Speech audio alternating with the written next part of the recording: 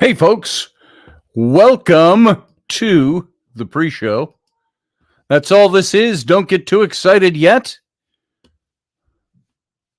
This is just what it is. Why is that so big? That's what she said. No, seriously. Something I'm looking at here and I'm like, why is that file so big? That's weird. Save it as. Let's see. We'll go here. And we'll hit save. Replace. Don't do that. Optimize. Save. Boom. That should be really, really simple. It came in at, there's a file. The file I'm going to load up right now, it came in at like 100 megabytes. It's like, what? It was only supposed to be tiny. So I could put it up on the screen. It was the actual show graphic, which we always start these pre-shows with. There we go. Show graphic. It is up and running. So how's everybody tonight? We have about a minute and a half, and we go live over on the radio station. I want to thank you all for being here. Those of you who are gathering. It's good to have you gathering. And I'm glad you're here. Happy Friday night. I hope you had a good Friday. And this is just me getting ready for the show. So I got to put on all my makeup and, get my voice working. La, la, la, la, la, la, la. It is 1 minute until we go live. I have a child coming into the room. Yes, may I help you? You got less than a minute. You're not going to have time. If you got to run and get something. Because we got to go live with the beginning of the show in about 20 seconds. Well, half a minute. So. She's already coming back. She's got something to show you, apparently. Go quick. We got to go dark. In just a few seconds. There it is. Here, I'll take that down so you can show it. Then we got to go dark. There it is. His name is Brayden. Okay. That's fantastic. We got to go dark, baby. He's one of the... Wait. Wait. He's one of Here we go, guys. We're going dark. The rare Valentine's... Stay tuned.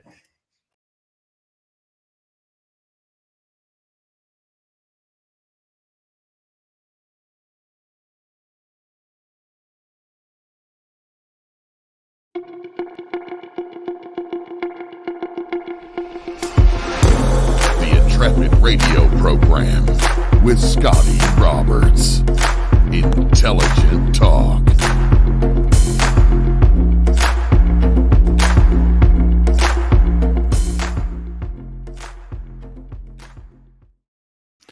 Why, thank you, Steph Cuervo Queen. I am rather cute. I appreciate that. Hey, she said I made it. Okay, Ellie, I will give my daughter Ellie. By the way, welcome to the show. I am your host, Scotty Roberts. This is my show, the Intrepid radio program, right here on Odyssey Radio. That's Subspace Odyssey Radio to you. And you can find us at odysseyradio.com, ODYSY radio.com. If you're not there already, that's where we play just the audio version of this show. And if you're there already, and that's the only place you are, you can come watch the video simulcast, join the chat room over on my YouTube channel, youtube.com/Scotty Roberts. Now, I'm going to take this down so I can bring my little girl up who wants to, once again, those of you who thought it was cute, she wants to show you her stuffed animal thingy that we got today. There it is.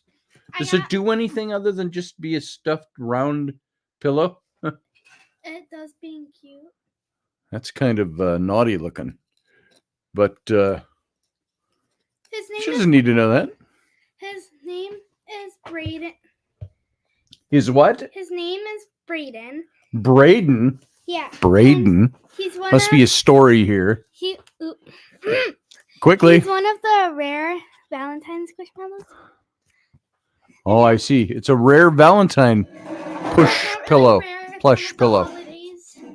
Okay, baby, No, here's I what I'm have going to a do. story of him. Yes, but I got to do a show. So maybe in the captain's cabin, if you're still awake, because it's a Friday night, you can come down. Yeah, So right now, I need it's you a to go, Friday bye. night. See you, thanks. I love you. I got See you, cookies. scram.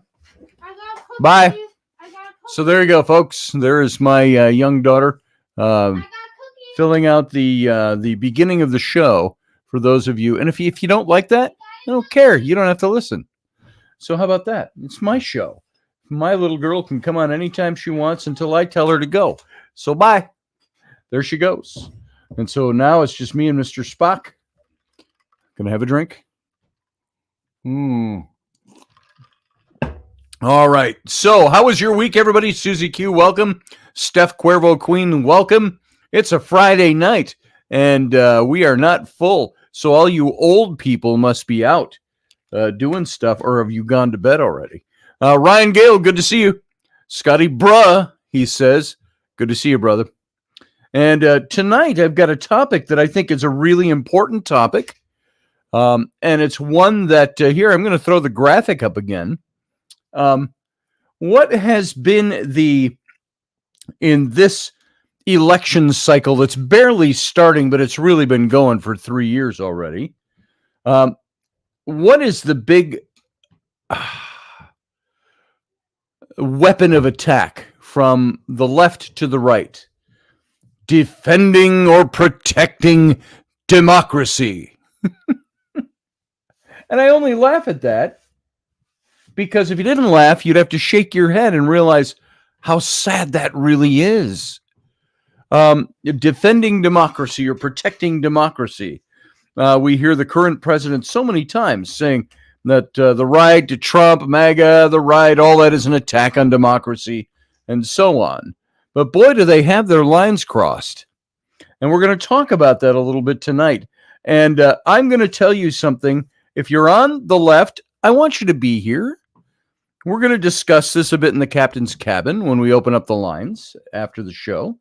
And I want to get your opinions on it, get your input on it, but I want you to listen first because there's some important stuff here. I'm going to be drawing some material from an article I read by Matt Taibbi. And you may have heard of him. I have met him before through my friend Carr Hagerman out at the Renaissance Festival. We weren't at the festival when I met him at Carr's house several years ago now. And he is a conservative writer, but I would say conservative, but you can't really plug him in that way because he wasn't always a Trump supporter. He wasn't always a conservative supporter. He was really shooting for that middle road common sense ground. And in case you haven't figured it out yet, tonight is one of those nights where we're doing some political stuff. Now, you can call it politics. I want to call it current events. How can you talk about the politics that are going on in the world around us and in our country with an election cycle starting without somebody going, "Oh, you're just being political. This is just political." How about it's just I'm watching what's going on and I'm formulating opinions. I think civics. There you go, Susie. That's a good way to put this. You look at some of the stuff that's going on and you have to formulate sometimes an opinion. I have friends that say to me, "Scotty, you spend up so much time, attacking the other side or doing that." I don't feel I really attack. I feel that I comment. I give commentary. I express opinion, but they say, "Why don't you focus on yourself, on your spirituality, on spiritual?" You know what? If you watch this show and you've spent any number of hours watching this show, you will know right away that this show predominantly exists or subsists or sustains itself on spirituality. I'm talking about spiritual things, psychological things, bettering ourselves, looking at our spiritual lives, looking at our religions, looking at all of these things and trying to decipher them. I spent a hell of a lot of time looking into that stuff. Now, it's interesting, before I get into the topic of current events, I do want to say I've had 2 encounters this week with some people from within my faith, my Christian faith, which I kind of walked away from a long time ago. If you know this show and you know me, you know what I'm all about when it comes to that.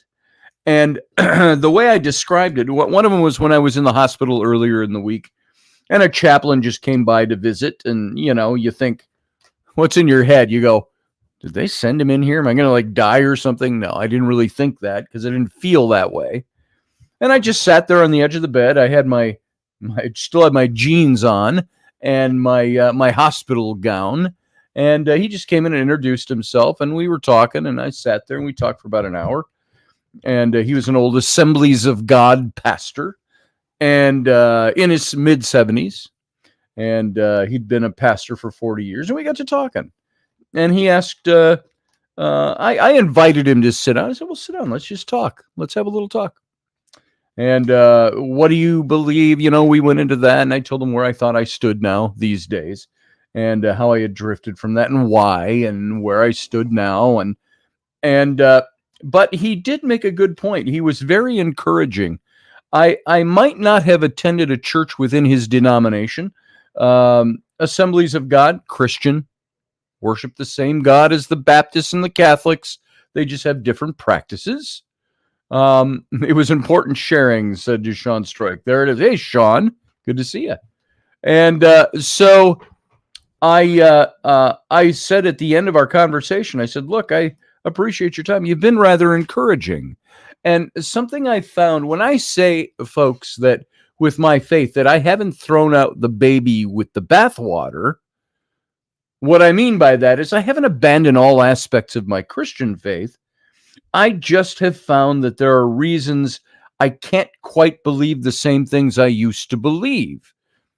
This show isn't a place to go through that. I'm just highlighting that. We've talked about that a million times on my program, and different ways to look at things. So I was very encouraged. It was encouraging. He was, to say inspirational. Was he inspirational? I don't know if he inspired me so much as he was interesting to talk to.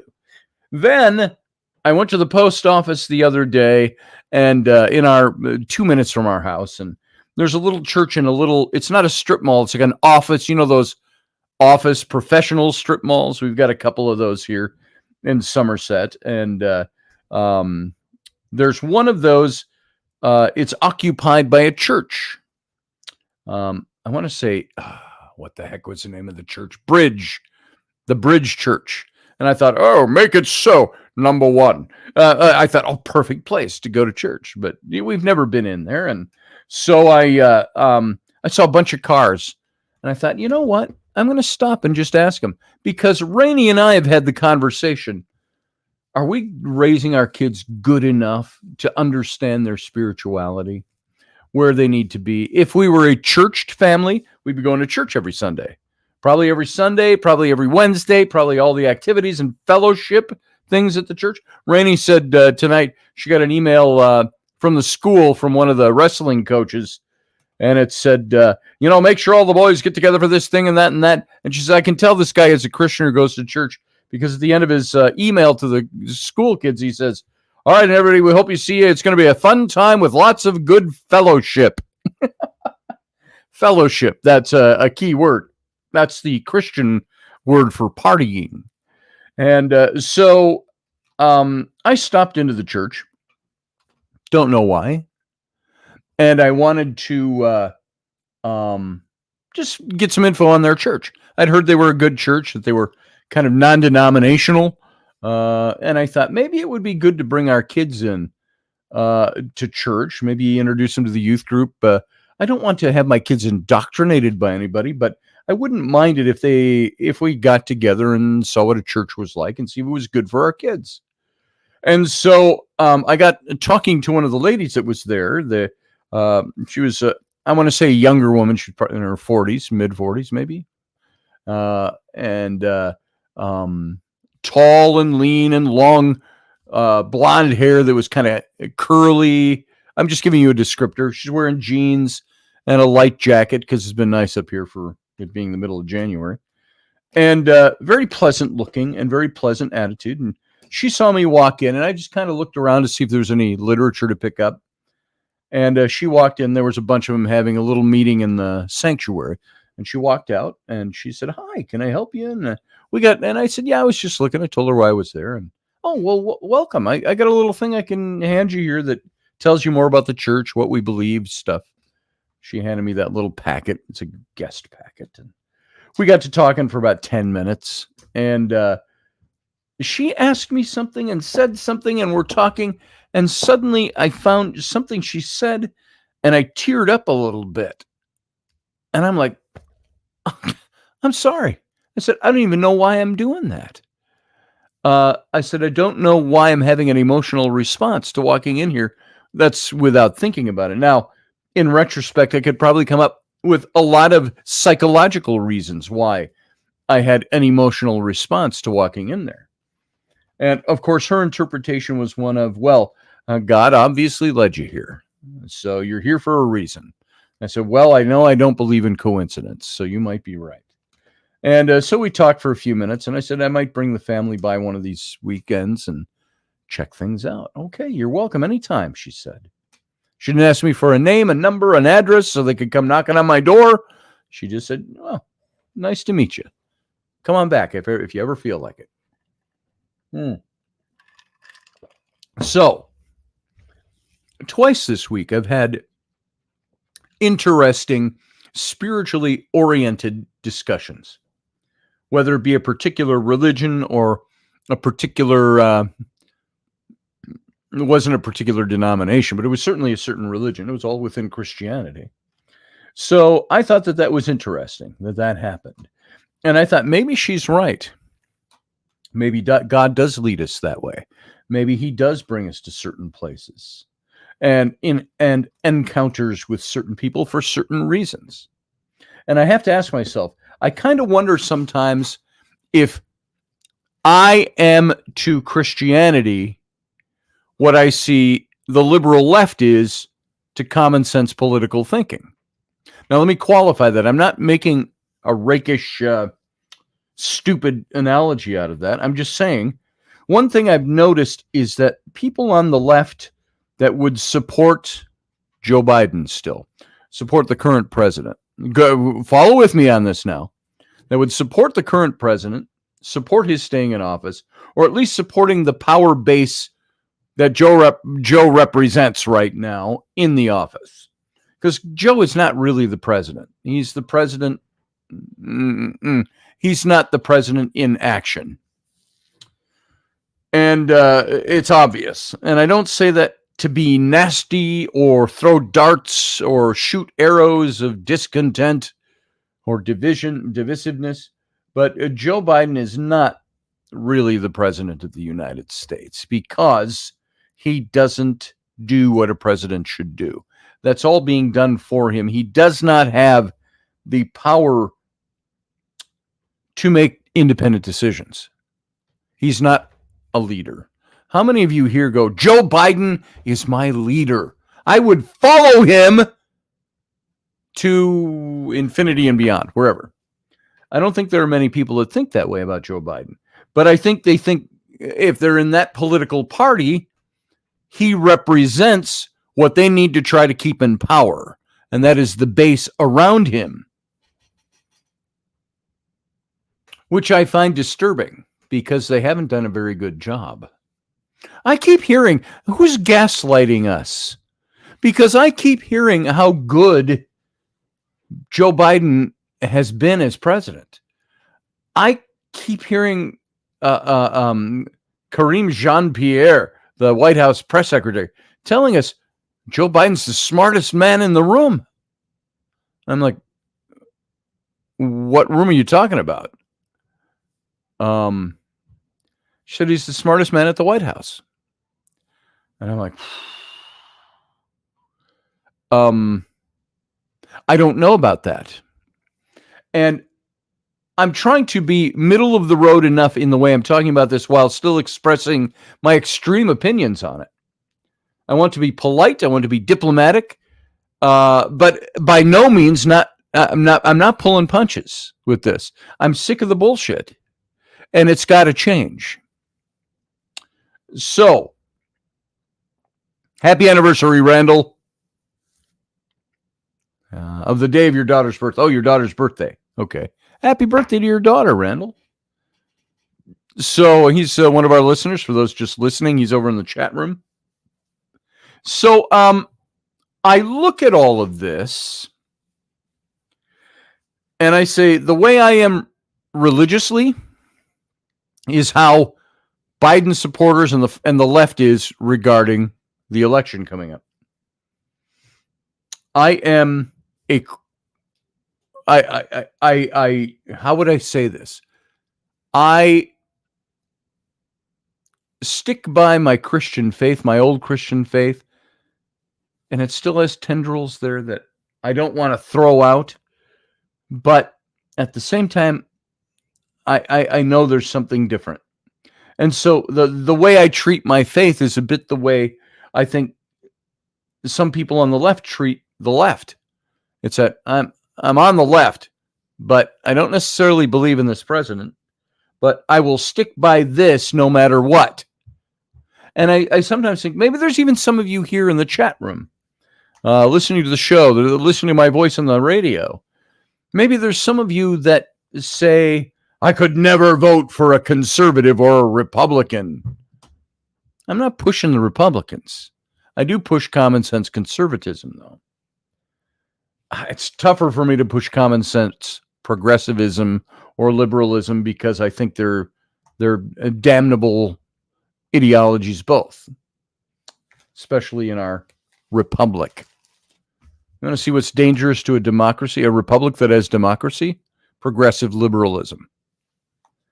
So I look at that and say, folks, you don't have to support Joe Biden or be anti-Trump just because your party is. You don't have to do that. You don't have to be a conservative and even like Trump. You don't have to do that either. But I'm going to tell you something. Our country's in dire straits. We're not going to survive a lot more of what we've been seeing. And this isn't all because we keep hearing, we haven't heard this for a while, but Putin's war and COVID.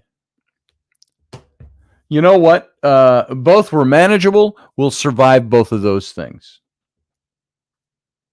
I don't think either one was handled well, but we'll survive.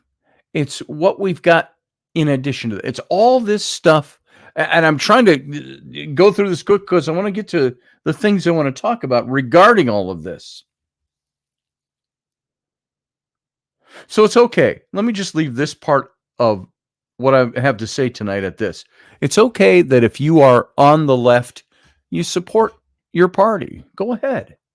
But support it with common sense. It's okay if you're on the right and you support your party. Support it with common sense. Randall Flagg says both parties have exhausted their usefulness. I don't know that I agree with that, Randall.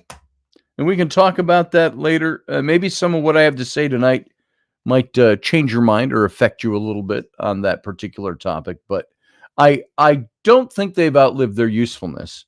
I think they have when they are parties unto themselves. And they promote only what their party get. You know, you get me on that. And maybe we're on the same page with that already.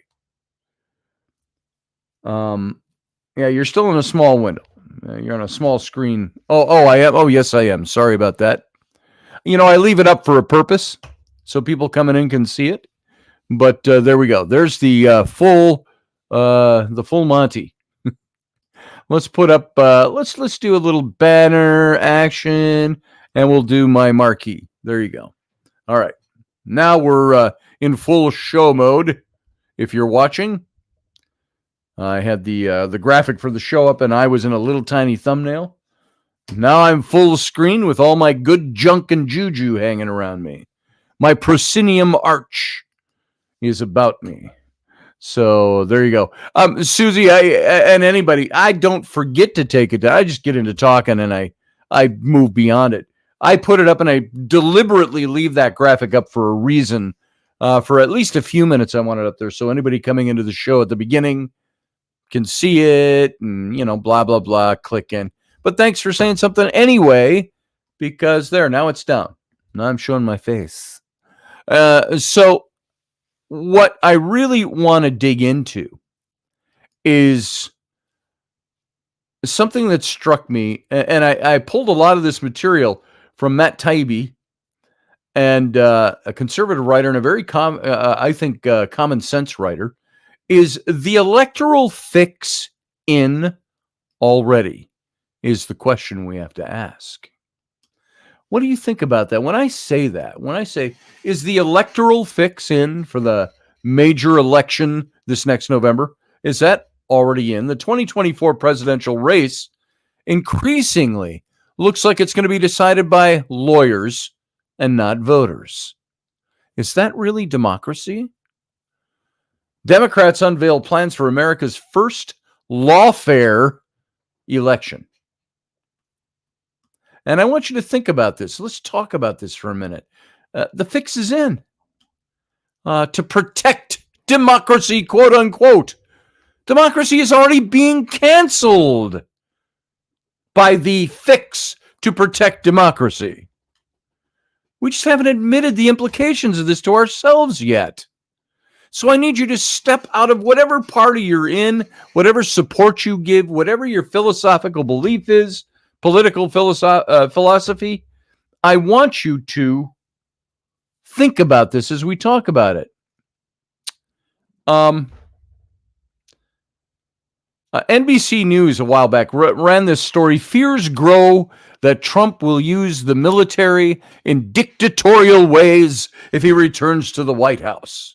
And of course, that's because Trump said a couple of weeks ago, very tongue-in-cheek if you listen to it, and don't listen to the pundits trying to spin it for you.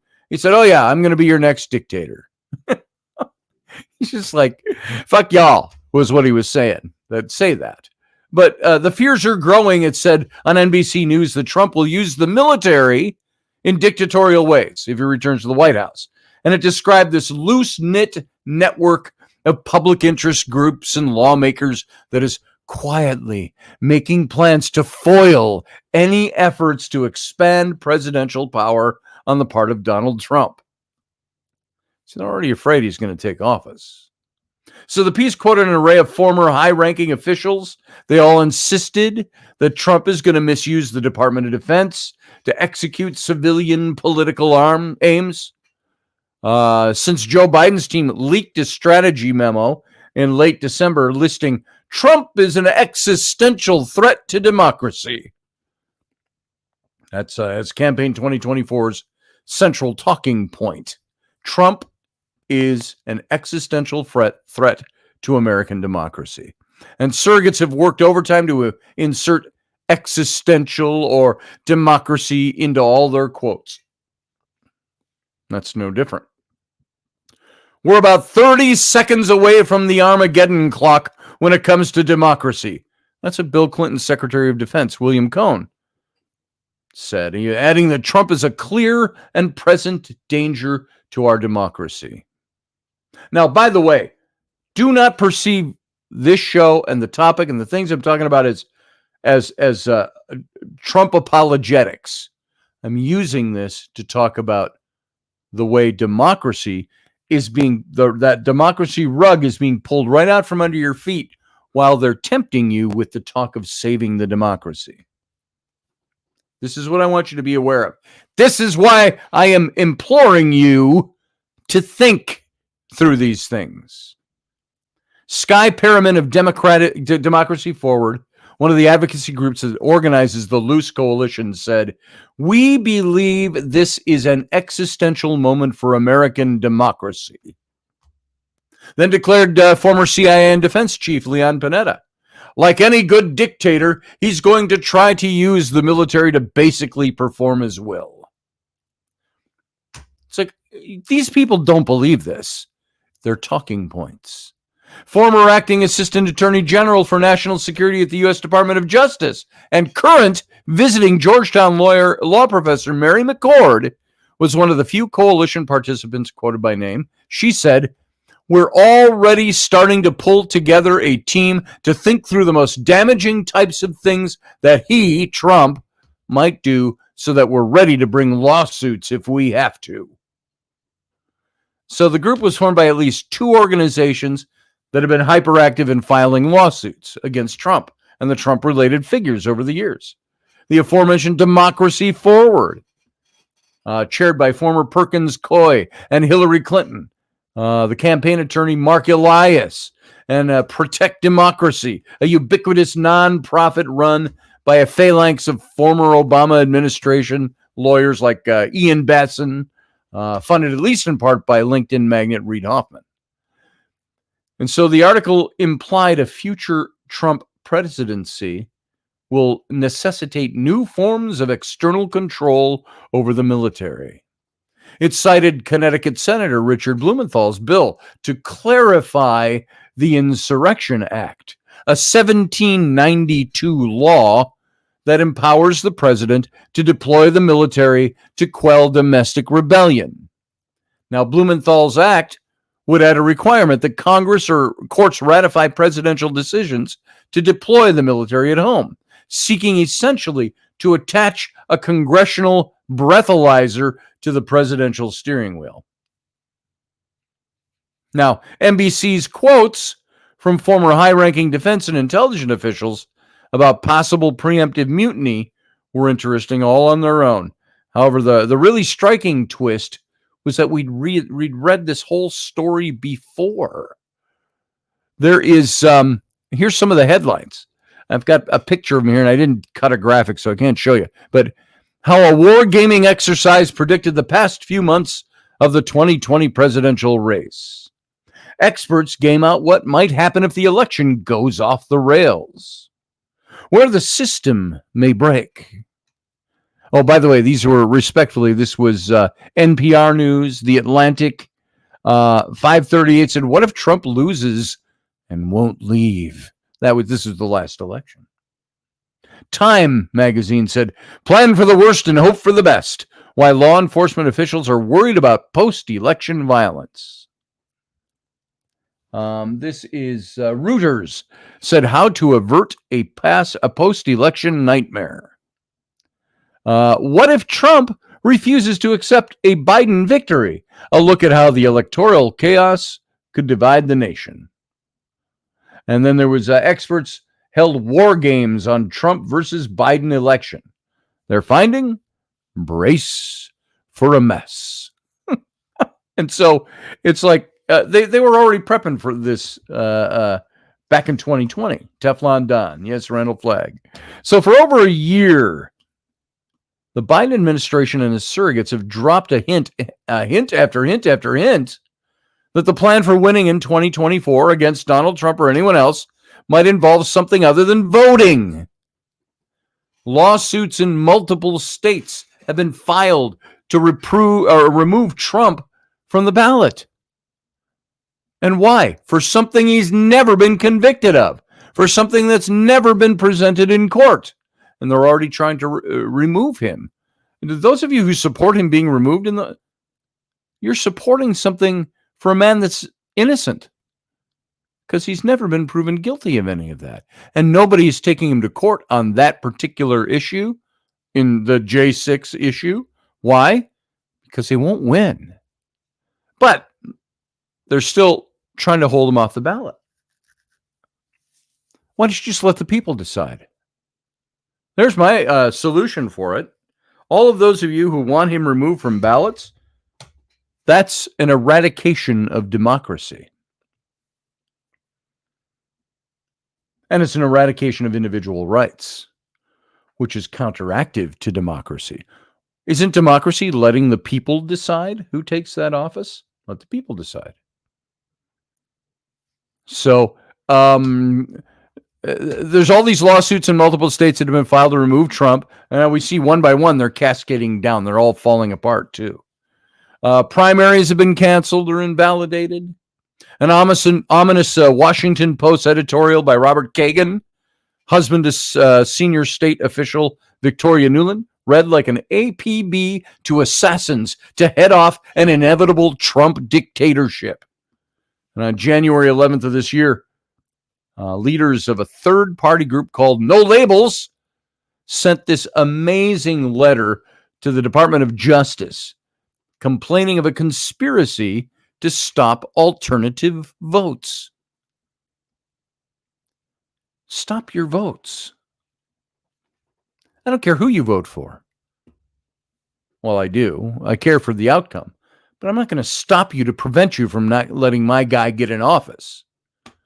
Authored by former NAACP Director Ben Chavis, former Connecticut Senator Joe Lieberman, former Director of National Intelligence Dennis Blair, former North Carolina Governor Dennis Blair, and former Assistant U.S. Attorney and Iran-Contra Special Counsel Dan Webb. The No Labels letter described a meeting of multiple advocacy groups aligned with the Democratic Party. In the 80-minute confab audio, of which was obtained by Semaphore, a dire warning was issued to anyone considering a third-party run, not a Republican or Democrat run. That letter by all these men I just mentioned said this: through every channel we have to their donors, their friends, the press, everyone should send the message, if you have one fingernail clipping of a skeleton in your closet, we will find it. If you think you are vetted when you ran for governor, you're insane. That was nothing. We're going to come at you with every gun we can possibly find. We did that with Jill Stein, or we did not do that with Jill Stein or Gary Johnson. We should have. And we will not make that mistake again. Meaning, what does that mean to you when you hear that?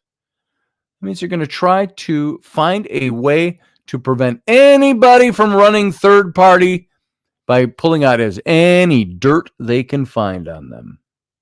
They don't want a third party. Why would Democrats not want a third party run? Because those are probably people that won't vote for Joe Biden, but they won't vote for Trump either. They want to vote for somebody different.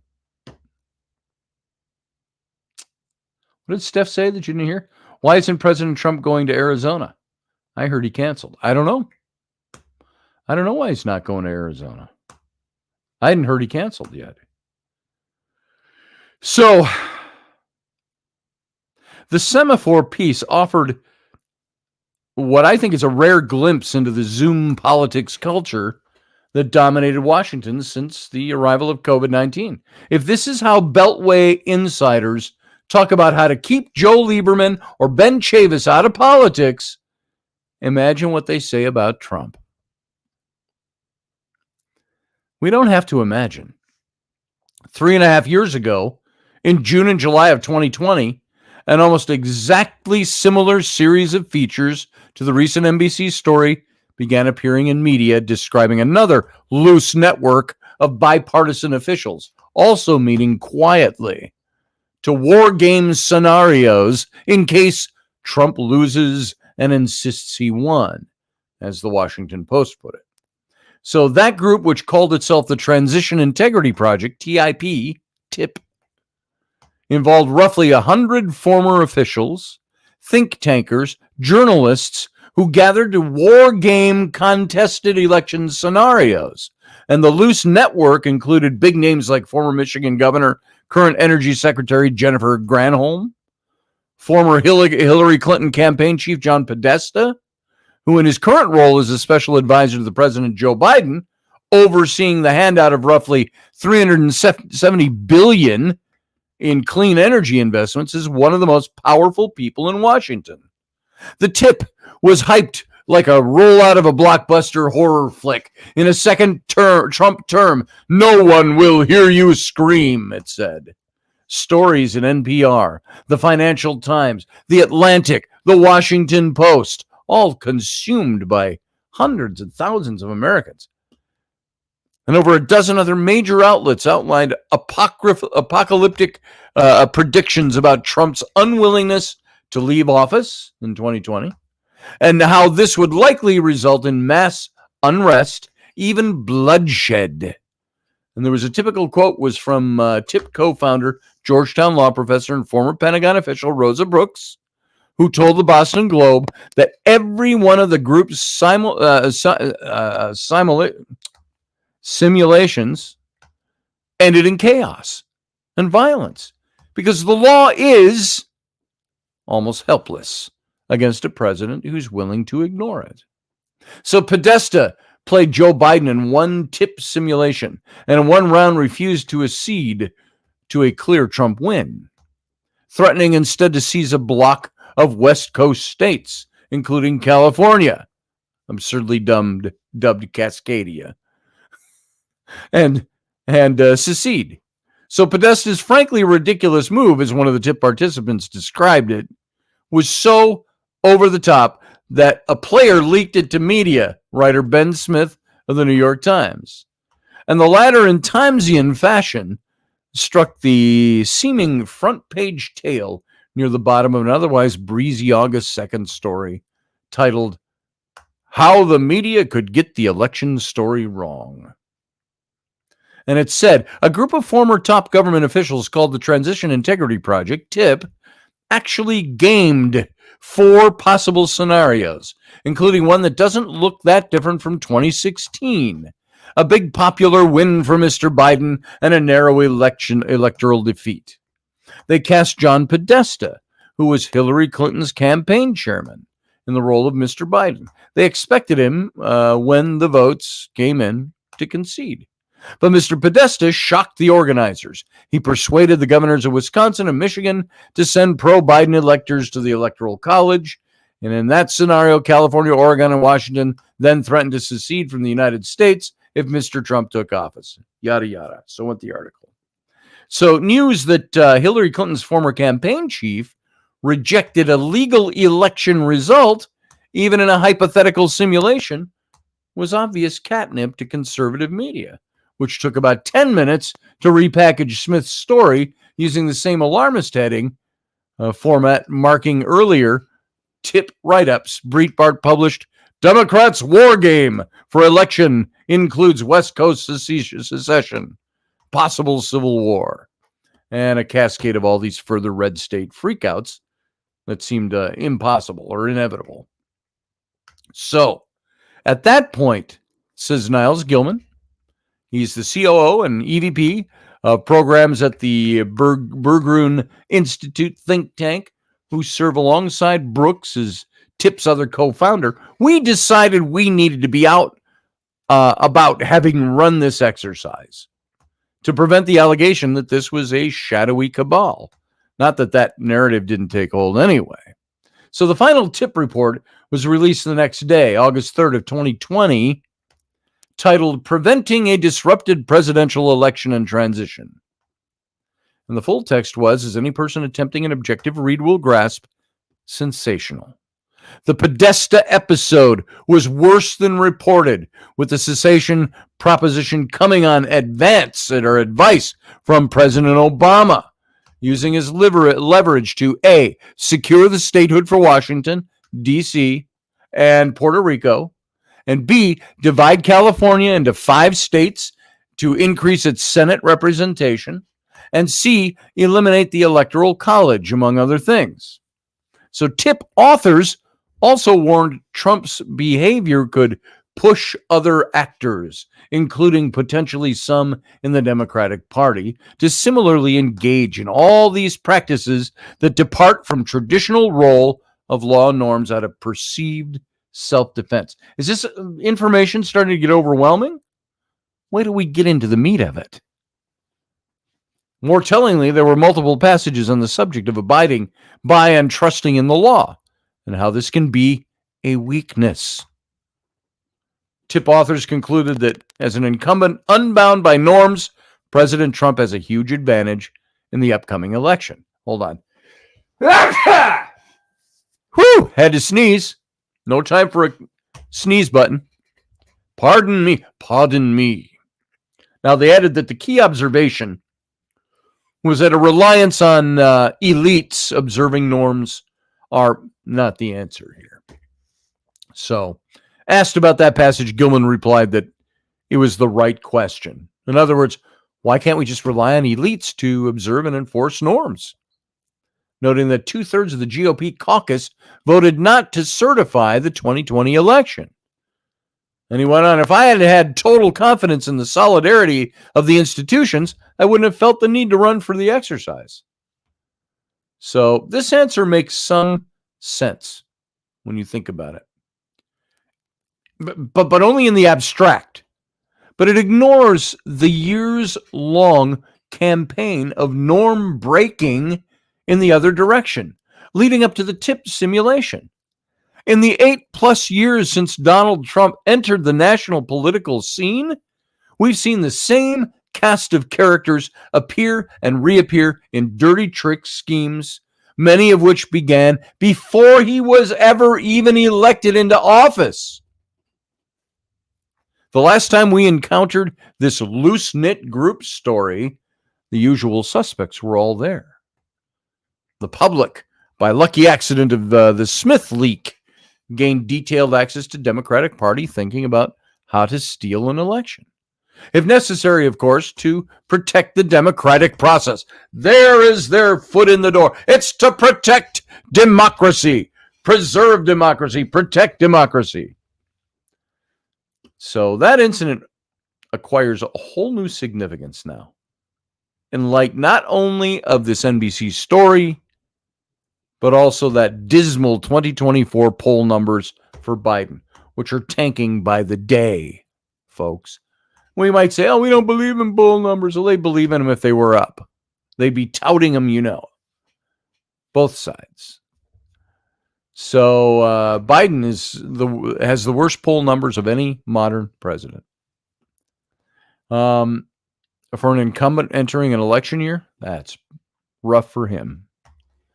So a host of unusually candid calls for preemptive action to prevent Trump from taking office, the bold efforts to remove Trump from the ballots in states like Colorado and Maine, and those lesser publicized ones, but equally important campaign to keep third-party challengers like No Labels or Robert F. Kennedy Jr. from gaining ballot access in key states.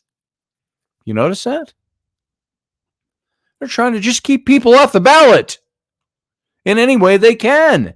What are they afraid of?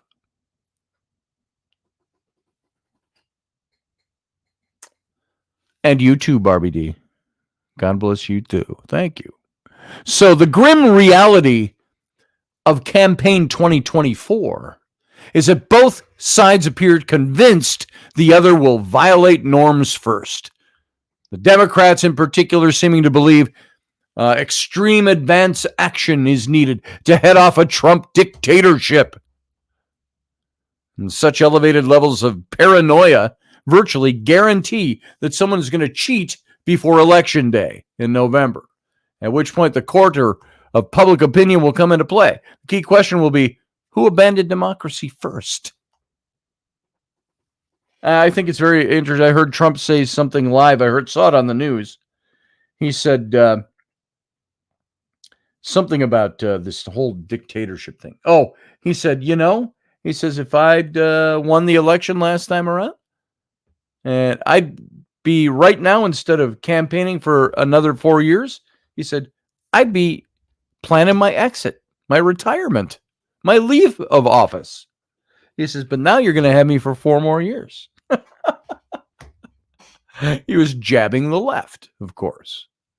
Now, the TIP report provided an answer. It contained long lists of theoretical Trump abuses that sounded suspiciously more like the extra legal maneuvers already deployed against Trump, dating back to the mid-2016 election campaign cycle, particularly during the failed effort to prosecute him for collusion with Russia.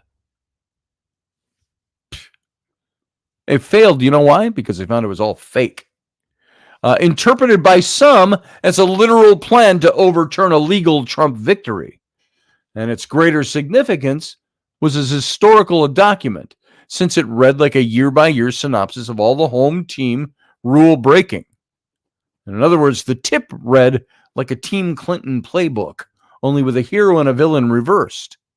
So bearing in mind that many of the people involved were also Russiagate actors, here's an abbreviated list of the abuses the tip authors supposedly feared Trump would commit. The president's ability to launch investigations into opponents, and his ability to use Department of Justice and or the intelligence agencies to cast doubt on election results or discredit his opponents. That's what they feared Trump was going to do. So it's true that a president so inclined can do all those things. Impossible a re-elected Trump might, but they were clearly done first to Trump in this case. And the FBI's road to nowhere crossfire hurricane probe of Russian collusion, which made use of this illegally obtained FISA surveillance authority, began on July 31st of 2016. Trump opponents have been launching investigations, really without interruption ever since, with many, including especially the recent Frankensteinian hush money prosecution, obviously politicized. So I'm going to tell you this for free. If somebody running for president 20 years ago slept with a hooker and he wanted to pay her off to keep quiet, I don't really give a rat's ass. It depends on what he's bringing to the table for the country. Somebody who was rich enough, was a rich playboy, paid off a hooker, whatever it was, and I'm not speaking specifically of Trump, I don't care. Show me what you got now. What are you made of now? Not what were you made of when you were dumb and stupid 20 years ago. Gosh, do good people that are good for the country, have they ever made mistakes? Sure. I can show you a Congress full of them. So, the Office of the Director of National Intelligence published an intelligence community assessment in early January 2017, again before Trump's inauguration, that used information from the bogus Steele dossier. Bogus! They found the Steele dossier to be fake, to conclude that Putin and the Russian government aspired to help President Trump his election chances. And if that isn't using intelligence agencies to cast doubt on election results, what the hell is? Worse, the trick would be repeated over and over and over again. The president and key members of his administration can also reference classified documents without releasing them, manipulate classified information, or selectively release classified documents for political purposes, fueling manufactured rumors. So this phenomena also began before Trump's election, notably with the story leaked on January 10th of 2017 about 4 intel chiefs, including FBI Director James Comey, who represented the then President-elect Trump with claims of Russian efforts to compromise him, including the infamous peeing on hookers tape, if you never heard about that, with a Trump lookalike. Selective release of classified documents, then continued throughout the Trump presidency. So other incidents involved the repeated contacts with Russian intelligence, a Washington Post story about Jeff Sessions speaking to the Russian ambassador, the incorrect story about Trump's lawyer, Michael Cohen, being in Prague, the infamous Russia bounty story, and many, many, many others. So Podesta himself participated in one of the first and most damaging manufactured rumor episodes, beginning in late 2016, involving the use of the Elias-commissioned Steele dossier to illegally obtain a FISA warrant on former Trump aide Carter Page. Podesta, who of course knew the real source of the story, reacted to it as if it was news generated by government investigations. Oh my God, you can't believe what we found. But he knew about it already, and he knew it was fake.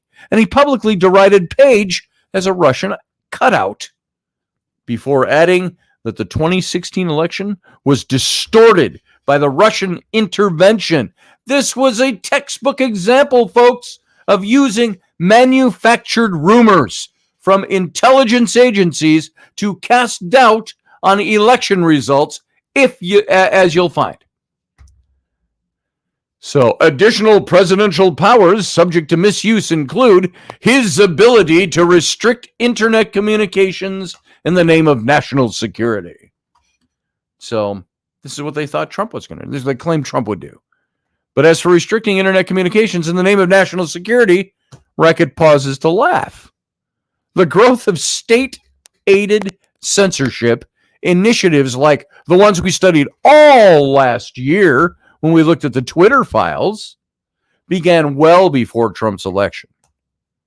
So, for instance, with the creation of, in Barack Obama's last year, of the State Department's Global Engagement Center, which later worked with Stanford's Election Integrity Partnership to focus heavily on posts deemed to be attempts at delegitimization in the 2020 election. Stanford's group even flagged a story about Tip in its final report as conspiracy theory.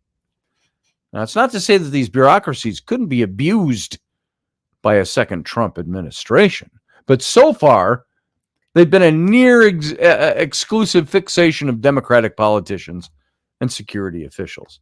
There's a reason.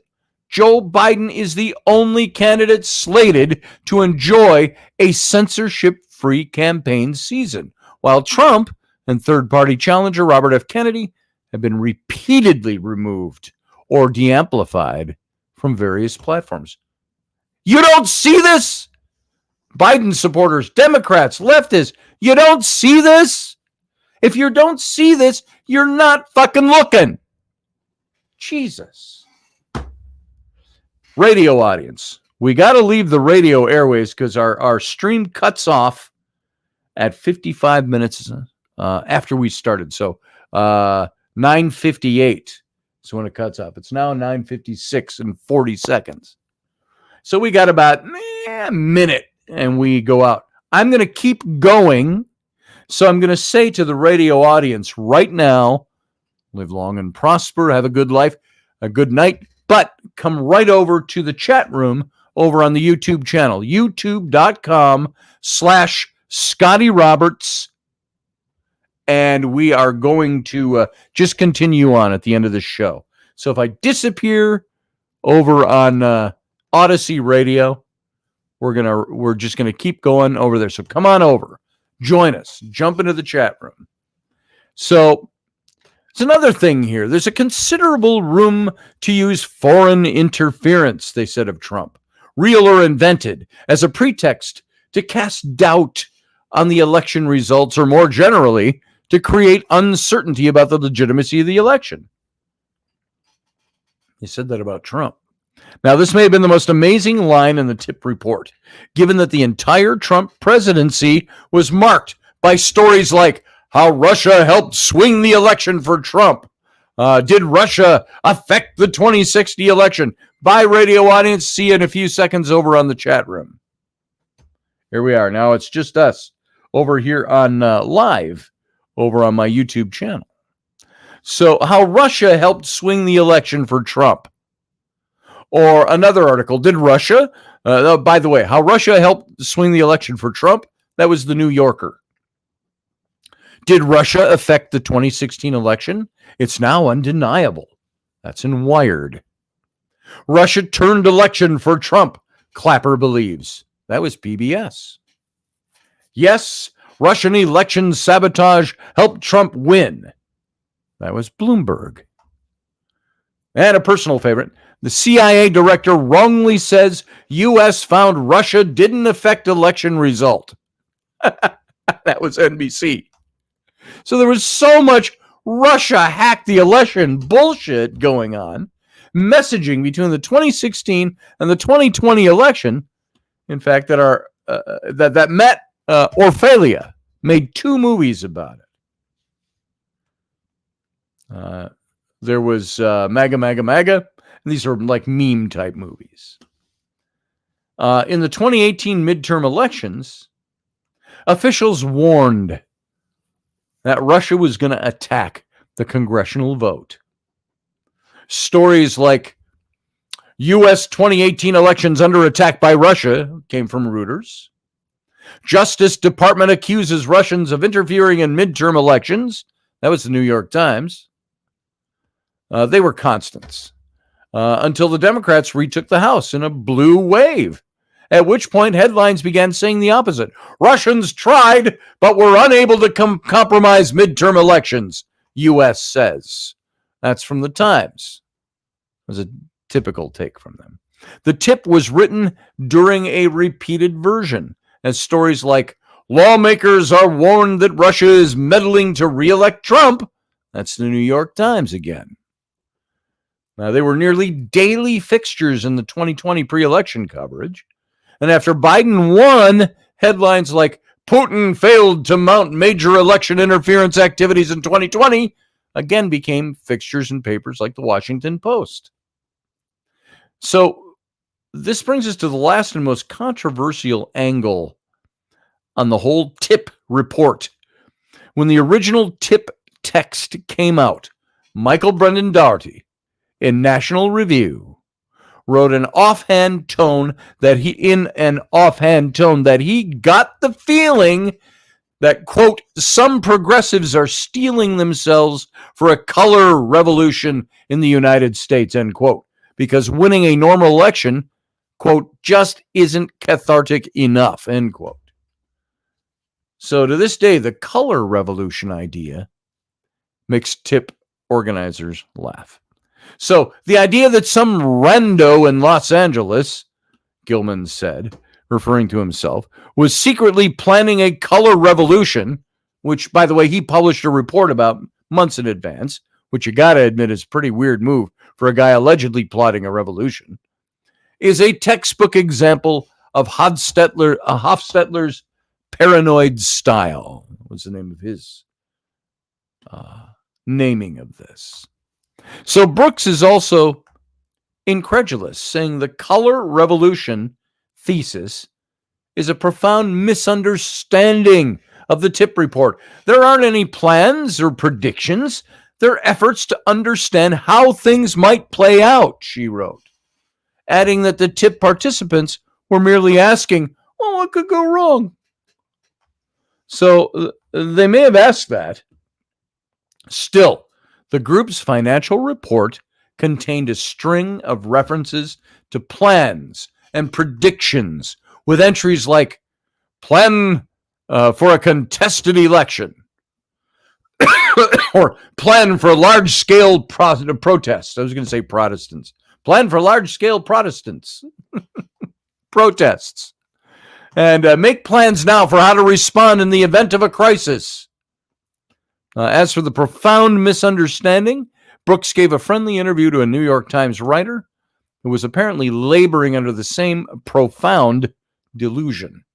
So weeks after the National Review piece, Michelle Goldberg in the Times wrote of Dougherty, he's right, but not in the way he thinks.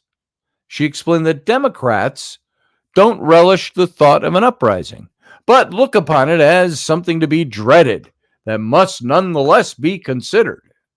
She then quoted Brooks, the Georgetown professor, who in her most recent book about life in the Defense Department described getting a coveted intelligence community blue badge to pass into the sacred precincts of the CIA, and told Goldberg that in the event of a Trump power grab, quote, the only thing left is what pro-democracy movements and human rights movements around the world have always done, which is sustained mass peaceful demonstrations, end quote.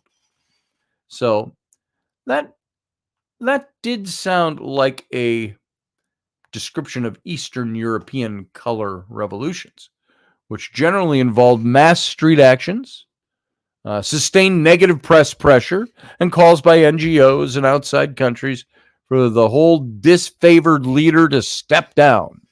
And so a major reason the color revolution theme struck commentators in connection with TIP had to do with the presence in the TIP simulation of Barack Obama's former chief ethics lawyer, Norm Eisen. Eisen wrote a manual called The Democracy Playbook for the Brookings Institution. That's often referred to as the unofficial how-to guide for American-backed regime change operations abroad. So anyone who's been forced to read a lot of democracy promotion literature, will recognize familiar themes in the tip report. I'm sure most of us haven't read that much of that, but one of the controversial features of Color Revolution that I've mentioned, those Color Revolution episodes, is that the U.S. has at times supported ousters of perhaps unsavory but legally elected leaders. So is the tip group contemplating the sustained protest scenario only in the event of Trump stealing an election? Or if he merely won in an unpleasant way, i.e. via the Electoral College with a popular vote deficit? Brooks at first indicated she didn't understand the reference. What? You don't understand the reference? So I'm not sure what the question is, she wrote. Peaceful protests, mass or otherwise, are constitutionally protected, she said. You have to refer back to the Times piece and the movements around the world, quote, noting that while those outcomes might arguably have been desirable, it'd be hard to call them strictly democratic. So now, I am no expert on the color revolutions, but neither was she. And she replied, it's certainly true that on both left and right, in both the U.S. and abroad, there are nearly always, I guess I'd say, spoilers or violent entrepreneurs who try to hijack peaceful protest movements. So lastly, one tip simulation also predicted with something like remarkable anti-clairvoyance that Trump would contrive to label Biden supporters guilty of insurrection for protesting a clear Trump win. So the Trump campaign planted agent provocateurs into the protests throughout the country to ensure that these protests turned violent and helped further the narrative of violent insurrection against a lawfully elected president. Now, that passage was published on August 3rd of 2020, long before most Americans knew or cared what the word insurrection, that the word insurrection had political significance.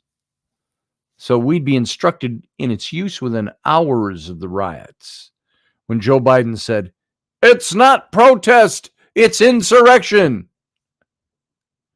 And everyone from Mitt Romney to Mitch McConnell to media talking heads, the authors of the articles of impeachment, like Jamie Raskin, fixated on the word insurrection.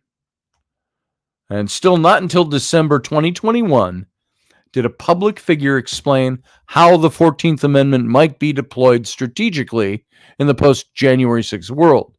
And the insight came from Elias, who since deleted this tweet. Mark Elias said, my prediction for 2022, before the midterm election, we will have a serious discussion about whether individual Republican House members can be disqualified by Section 3 of the 14th Amendment from serving in Congress. We may even see litigation, said Mark Elias. Now, Section 3 says this in the Constitution. Section 3 of the 14th Amendment, no person shall be a senator or a representative in Congress or an elector of the president and vice president or hold any office, civil or military, under the United States or under any state who, having previously taken an oath as a member of Congress or as an officer of the United States or as a member of the state legislature or as an executive or judicial official of any state to support the Constitution of the United States shall have engaged in insurrection or rebellion against the same, or given aid and comfort to the enemies thereof. But Congress may, by a vote of 2/3 of each house, remove such disability. So that's what he was quoting. And of course, we know that the 14th Amendment was written as a result of the reunification of the North and South after the Civil War. We won't get into all the details, but that's why it was there. That's why it was added. So we're, of course, now seeing that litigation taking place. notably in the form of a Colorado Supreme Court decision to remove Trump from the ballot, which was handed down after complaints filed citing the 14th Amendment provision alluded to by Elias. Again, I will say, was Trump ever convicted of insurrection? Nah, people gossiped about it. That's basically what it comes down to. They gaggled about it politically. So all of this is laid out as background for the coming 9 months of campaign chaos that are ahead of us, folks. Even if we end up having a traditional campaign season, Revolt of the Public author and former CIA analyst Martin Gurry summed up the situation in a piece for the Free Press titled Trump Again. The question is why? The money quotes. Here it is. The malady now exposed is this: the elites have lost faith in representative democracy. To smash the nightmare image of themselves that Trump evokes, they're willing to twist and force our system until it breaks. The implications are clear. Not only Trump, but the nearly 75 million Americans who voted for him must be silenced and crushed to save democracy. It must be modified by a possessive our democracy. So the Biden campaign, stuck in this seemingly irreversible poll free fall right now. It's like Biden's poll numbers jumped out of an airplane without a chute. It's put on all its rhetorical chips, placed all its rhetorical chips on the theme of protecting democracy. Biden mentions Trump's assault on democracy every opportunity he has to open up his mouth, and even recently resorted to Apollo Creed style imagery. You remember who Apollo Creed is? Remember the movie, the original movie, Rocky? Apollo Creed? Okay. But in Apollo Creed style imagery, campaigning at Valley Forge, flanked by a dozen American flags and red, white, and blue lights. Red, white, and blue boxing trunks can't be that far off. I'm just saying. The DNC's Daily Talkers memo for months have asked Blue Party polls and friendly reporters to stress the existential threat to freedom and democracy that Donald Trump and the MAGA Republicans represent. So while pointing to stories like Vanity Fair's, there is no both sides to Donald Trump's threat to democracy in its content to amplify section.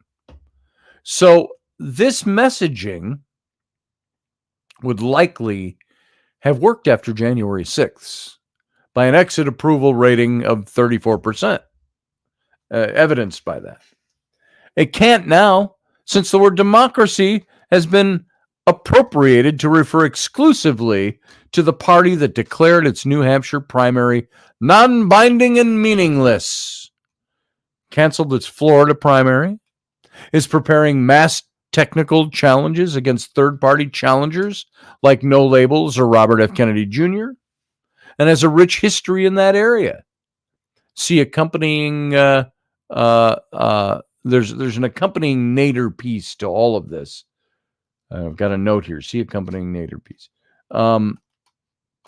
It's irrelevant. I'm not going to get into it. Sorry, I forgot to write that out. But so ignore the Nader thing. You can go look it up. But they're trying to kick the GOP frontrunner off the ballot. That's what it comes down to. And has mass filed bar complaints against attorneys who represented the candidate. Has piled criminal counts atop its main electoral opposition. Many who couldn't stand Trump would never vote for him and have been willing consumers of the awesome amount of propaganda published on the Trump subject now need to, and if that's you, listen, you now need to face the fact that you've been had. transformed into an avatar of all things evil and bad, a crude domestic combo platter of Saddam Hussein, Milosevic, Assad, Putin. This vision of the uber villain Trump has been used to distract mass audiences from the erosion of norms at home and domestically. Protecting democracy in the Trump context will be remembered as having served the same purpose as Saddam Hussein's mythical WMDs, weapons of mass destruction, the shots fired in the Gulf of Tonkin, or Gaddafi's fictional Viagra-enhanced army. Those were carefully crafted political lies to sway the minds of the simple and used to rally the public behind illegal campaigns of preemption. Voters by voting. Voters by voting protect democracy. Casting your vote protects democracy. That's what democracy is.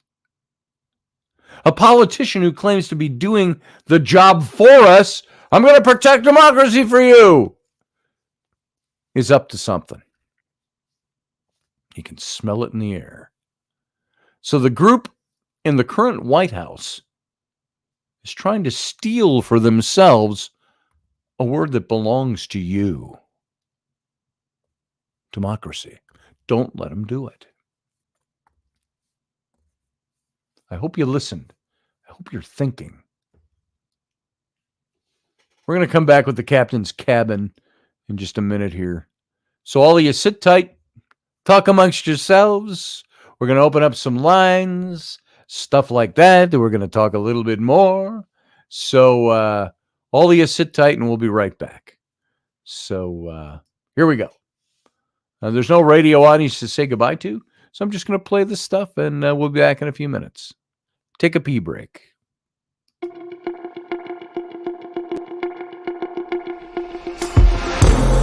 Intrepid radio program with Scotty Roberts. Intelligent talk.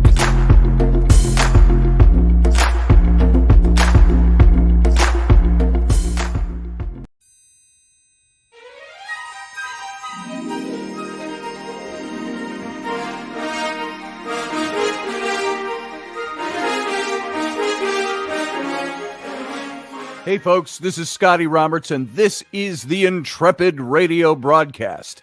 I've been broadcasting for about 20 years now, covering such topics as science, politics, the paranormal, weird science, weird world history, archaeology, and the paranormal. Everything from ghosts to cryptids to creepy things that go bump in the night. So every week I bring you 3 new episodes. Come and join my channel and also be a patron to this site. So see the details below, and we'll see you here.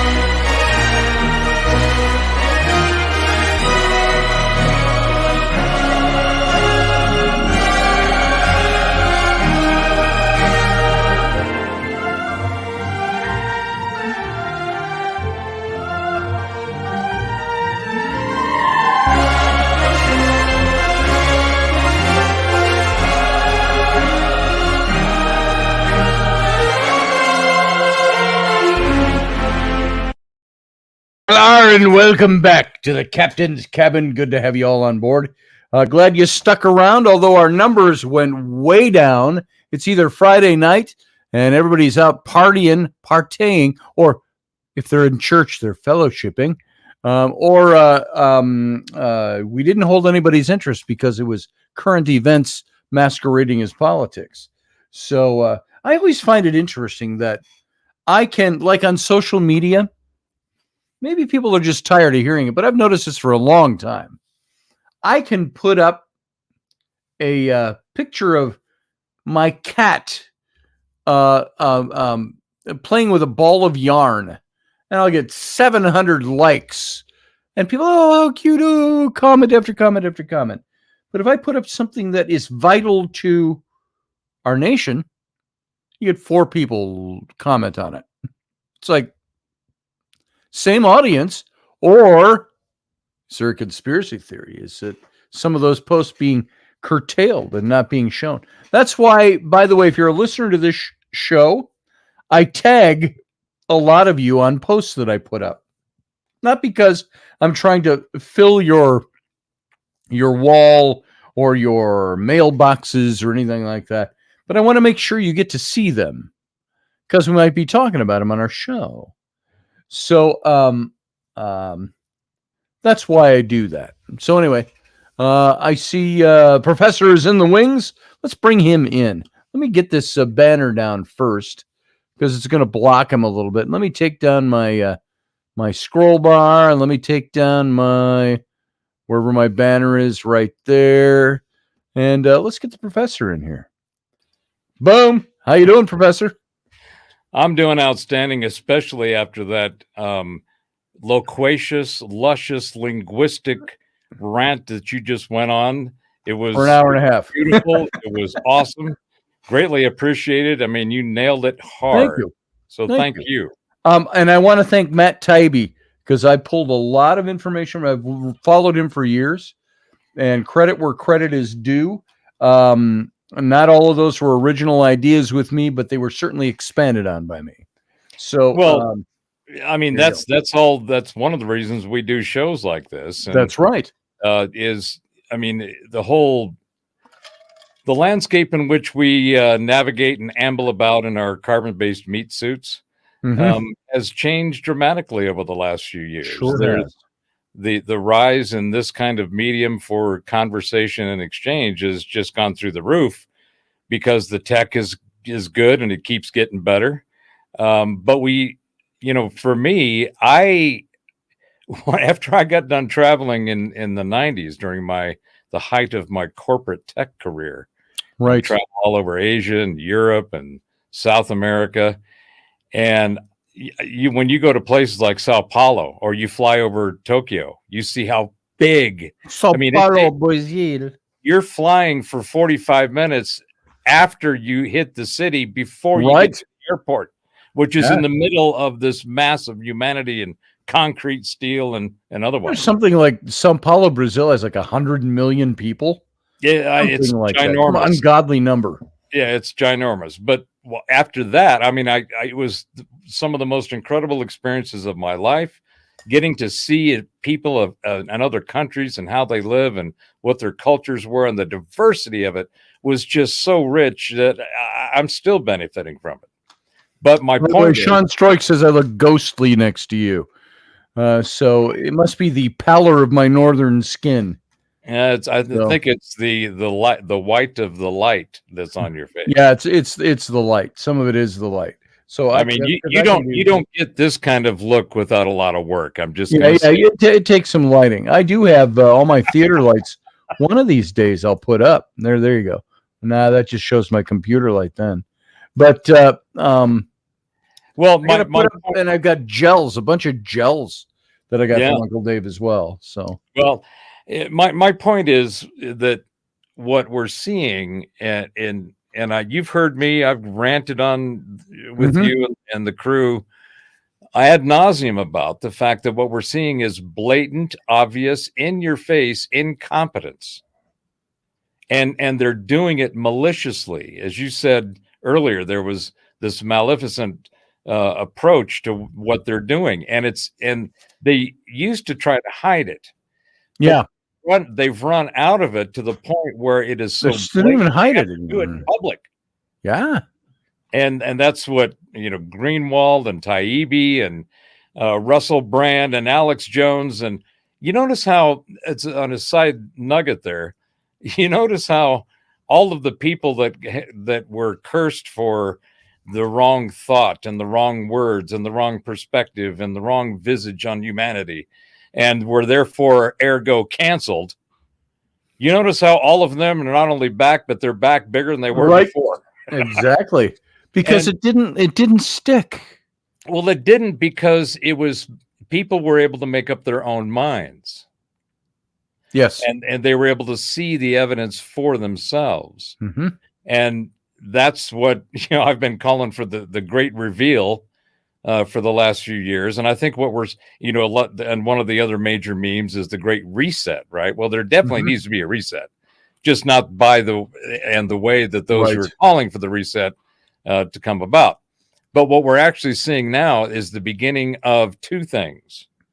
One, just over a year ago, is about 6 months after the Canadian trucker. Remember the Freedom Yep. Convoy? Yep. And just the blatant overreach, and they just suppressed and shut down the citizenry and violated their rights. Well, just this week, a Canadian judge has affirmed Yes. that, Yes. right? And then I saw that. And then I don't know if you saw Tucker Carlson and his infamous phone message. Yes. I mean, and then he went up there. He went to Edmonton and Calgary first. Did you see the The video. audiences he pulled? Oh, people were saying that Trudeau has never in his career gotten that kind of an audience. Right? Nope. And by the way, audiences seems trite to say he had an audience that was big. Mm-mm. He packed out stadiums. That was a crowd. Of That was a Canadians. march. That was a protest of massive proportions. Yep. So I think the other thing that we're seeing is the rise of the pissed off peeps. Yep. Okay? And How often, let me ask you, Professor, how often has a form of government or country changed due to enough time and enough water passing under the bridge for pissed off people to do something?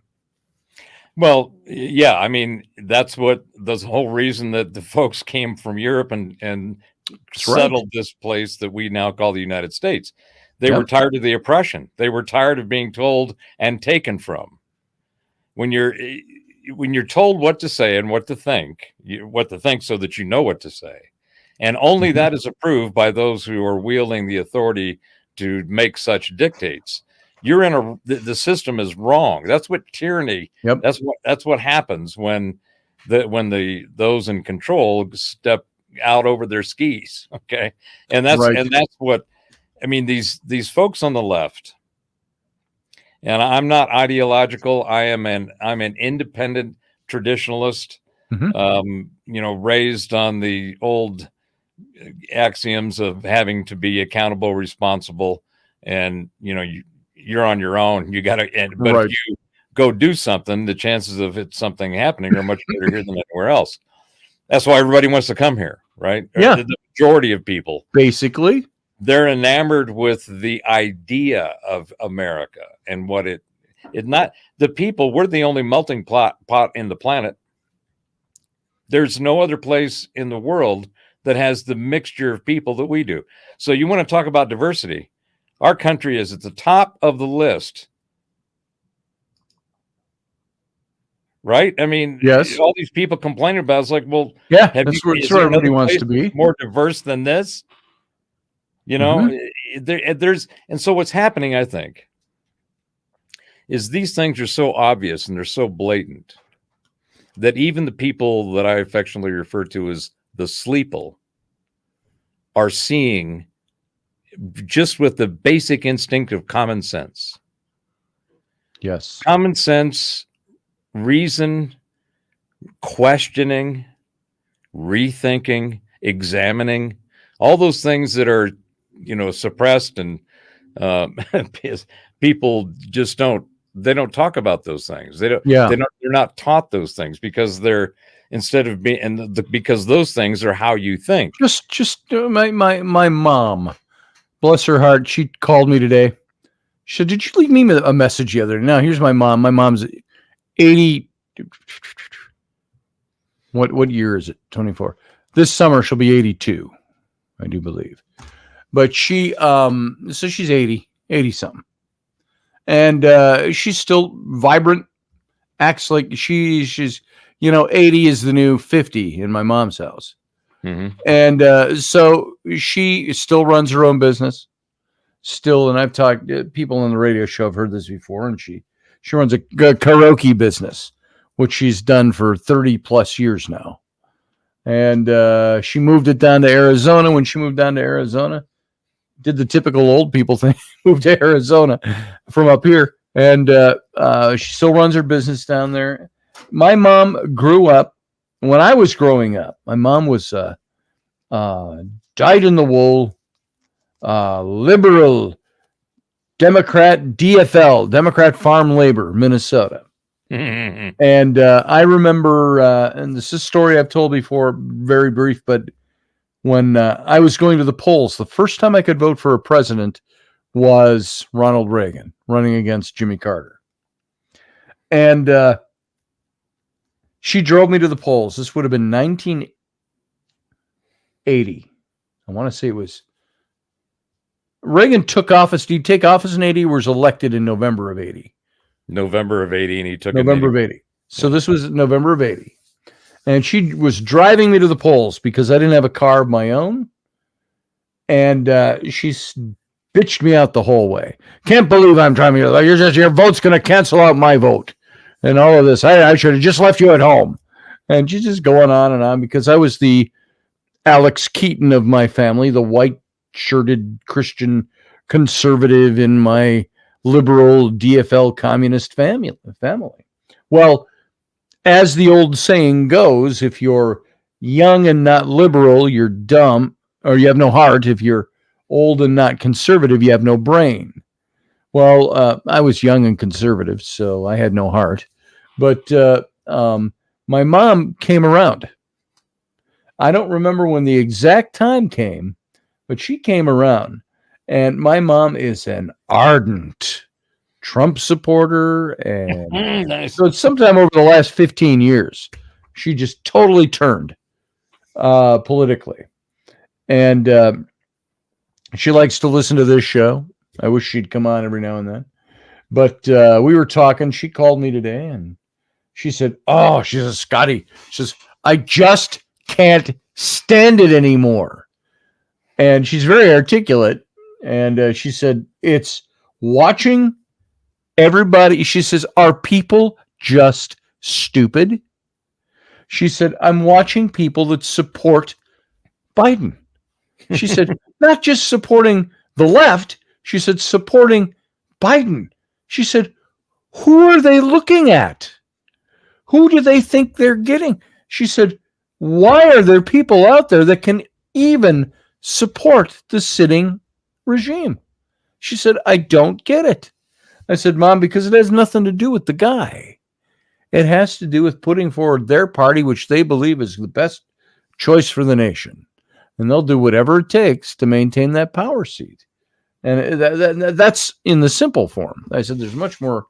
And she goes, yeah, I get it. I know. She says, but, my mom, like I say, I grew up in a household of that was my mom was Democrat and liberal, and my grandfather was a liberal Democrat, progressive communist. And literally, and loved him. Great guy. But that's where those were his beliefs. That's how my mom was raised. And my mom and dad were drunk musicians. Musicians. There you go. So they were hippie communists. Yeah, they were whatever they needed to be. Whatever they needed to be. There you go. So I'll vote for him. Pass it over here. So the other thing that I wanted to bring into the conversation is, the whole everything that you went through through the show was examples of not only chicanery and subterfuge and all Yes. kinds of stuff, but it's no longer speculation, right? Before there was a lot of the people who had the conservative ideology bent. They were saying just all of them in some way, shape, or form were saying this election thing doesn't look right. Why are you guys all over this guy constantly? What are these weird stories?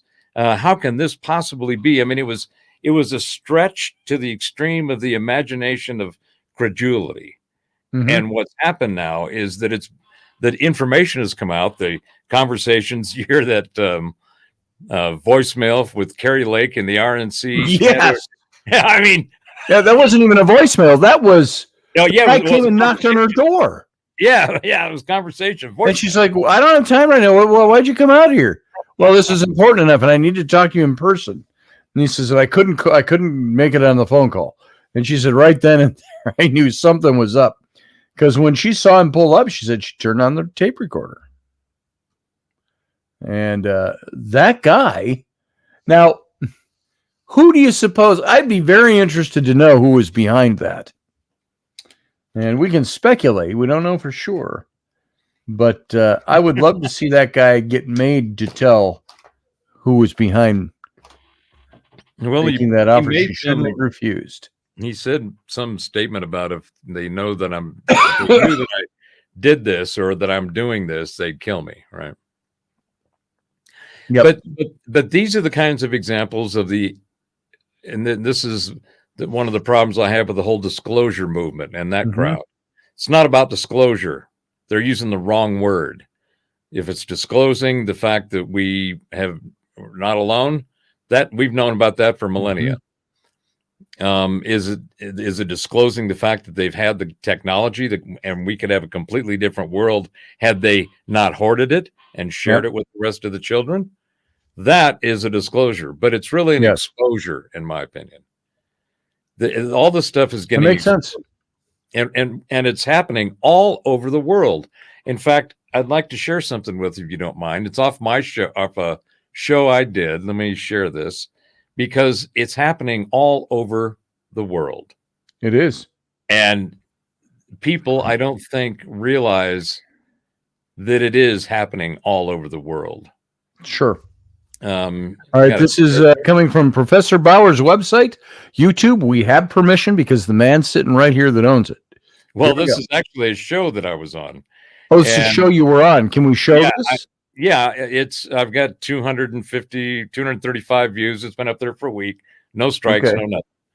So, so we were talking about the same issue about the fact that this seems to be a kind of a global kind of phenomenon. So I played a couple of clips, and here they are. It's me to what I wanted to talk about, and I said, can you hear this bullshit? Yep. Especially B rants on about, God, does he get going on how pissed he is about the elites keeping us in the dark?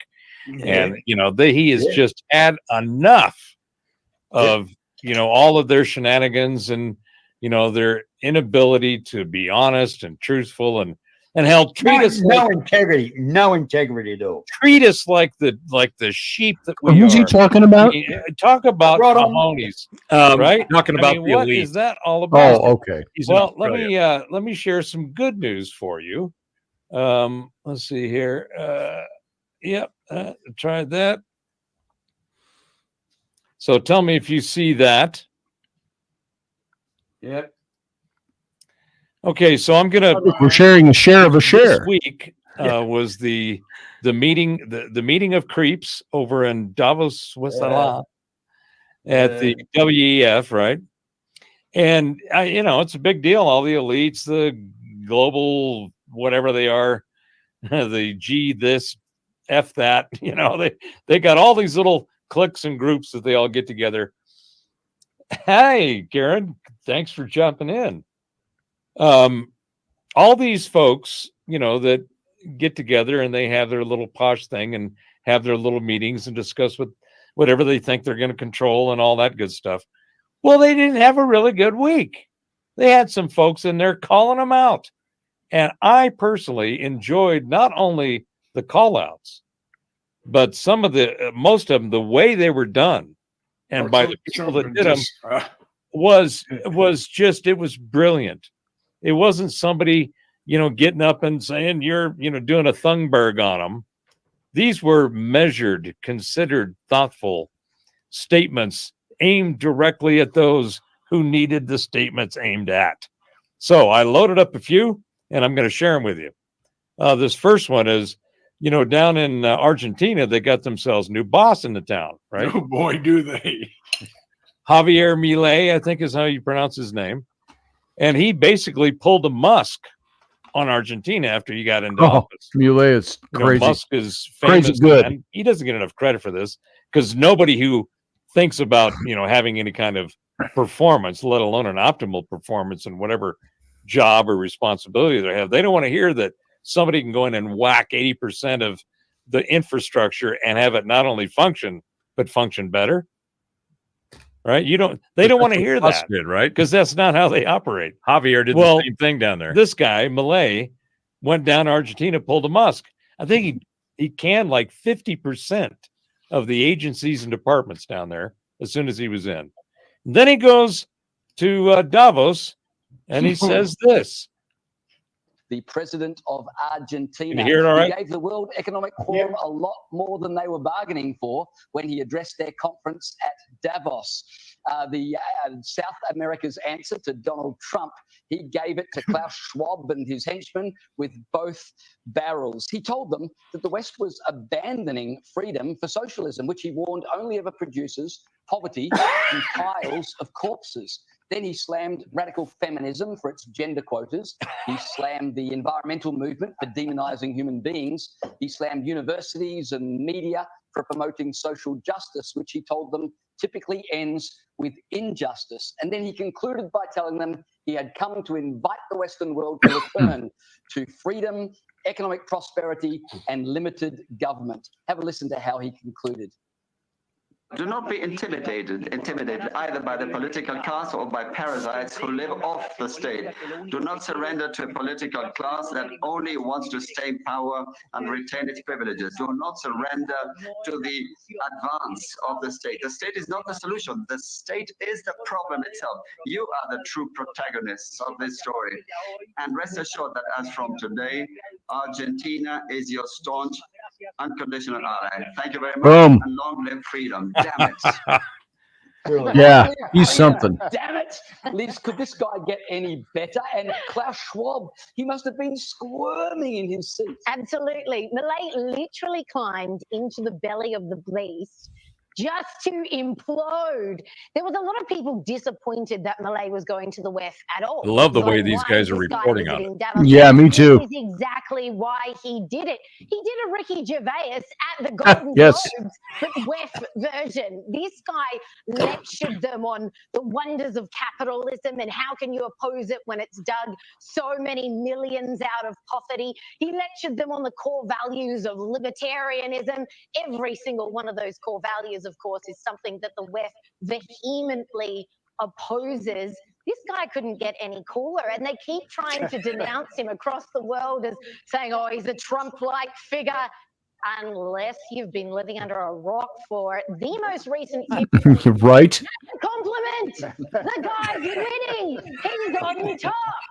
That's right. Here, I'm going to take that down. So Yeah. you and I get back to it here. Yeah, exactly. I like what he has to say.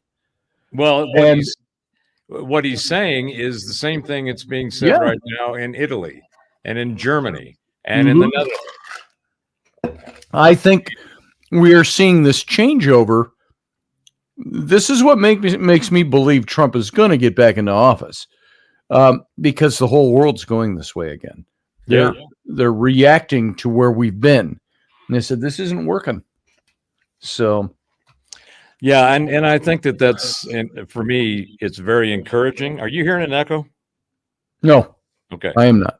I think it's very encouraging. I think that people, the pain and the sludging that we've all had to do for the last several years under the on behalf of and the auspices of these idiots that have been running the place, and the cockeyed crap that's coming out of their pie holes.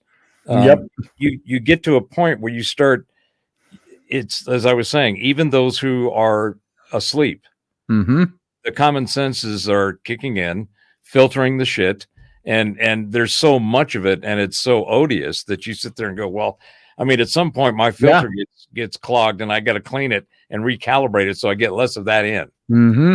Right. So I think that's what's happening. I think it's great. Yep. I And, think it's great. It's great to hear it. I mean, the stuff that's going on in Texas right now. Oh my God! I want to put up a graphic that says "I stand with Texas." Yes. We say it. We say we stand for Israel. We stand for Ukraine. We stand for this. We stand for France. You know, and all that when all that stuff happened. And let's do it for Texas. Let's do it for our own country. We're spending more money on Ukraine's border. That's right, because Texas is a state that is standing for the Constitution and against the federal government. Joe Biden's government. They are trying to trounce Texas.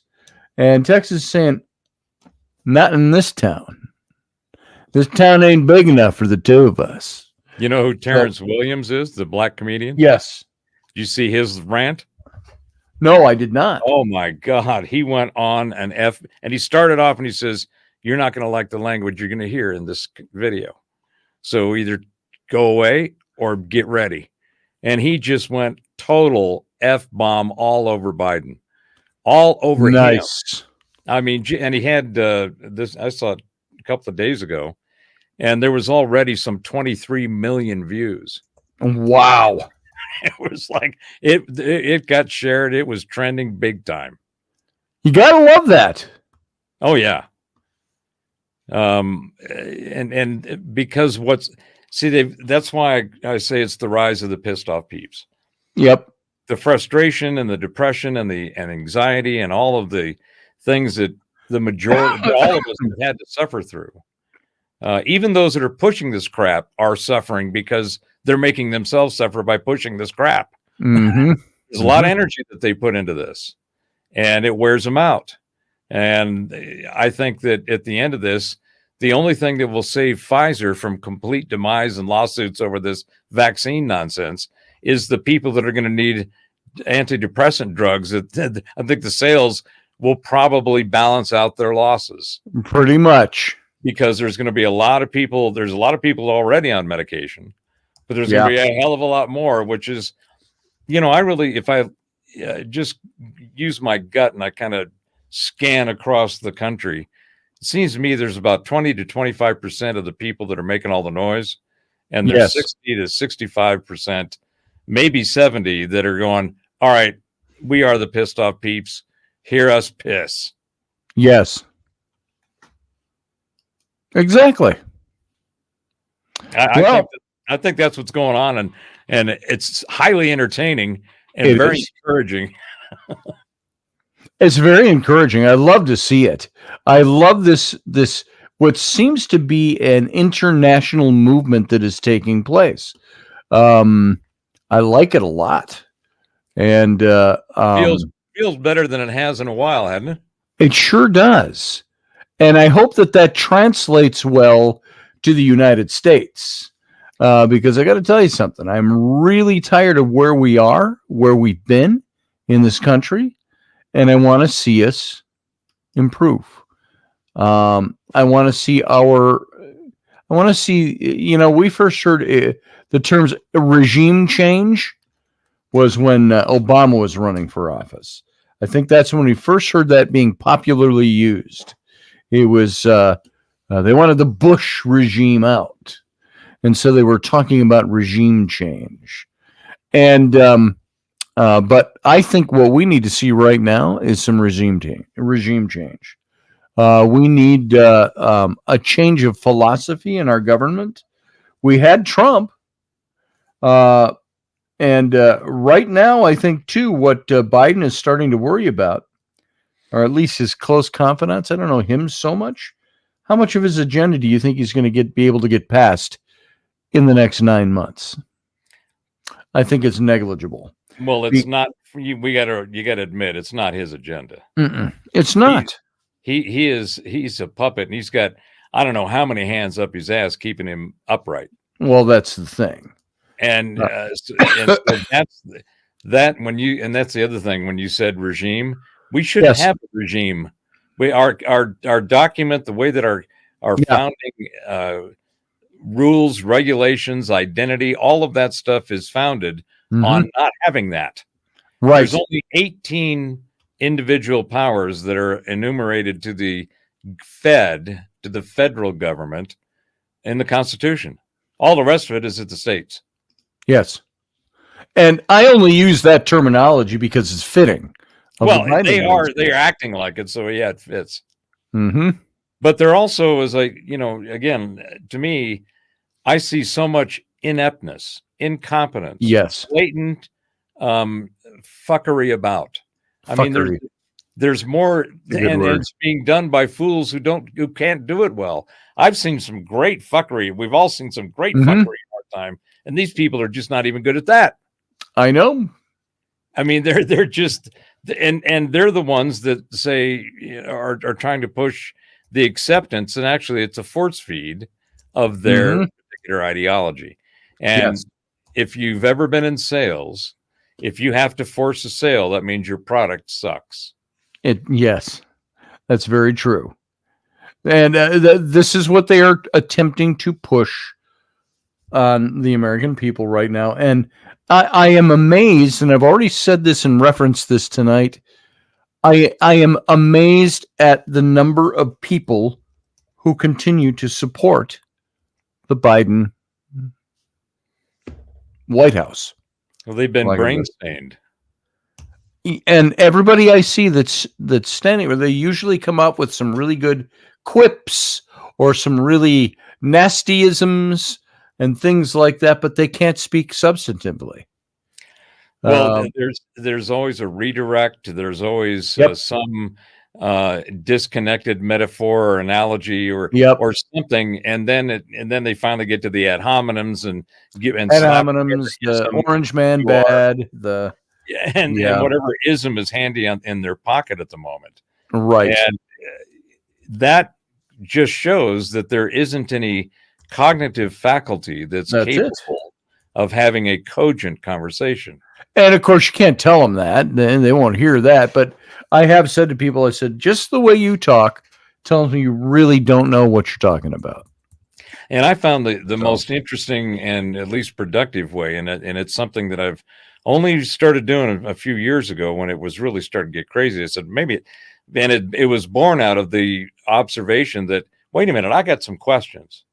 So when I engage with people who have a significant extra soaked ideological gray matter, I ask questions, and I ask, and it usually starts with, help me understand now how you feel, so that I can better appreciate and have a conversation with you.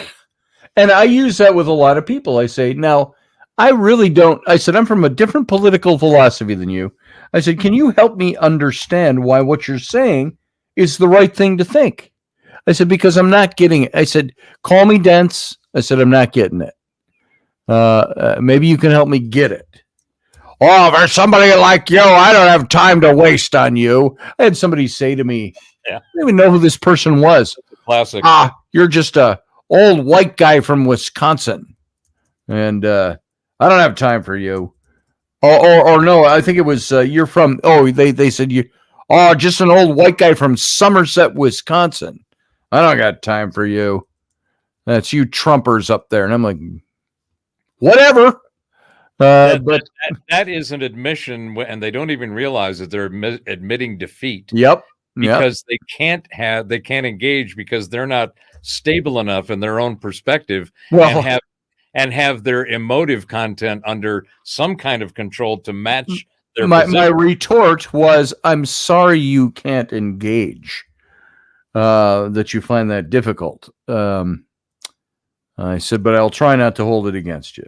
Well, my new retort to the Stonewall defiant position is, I accept your defeat.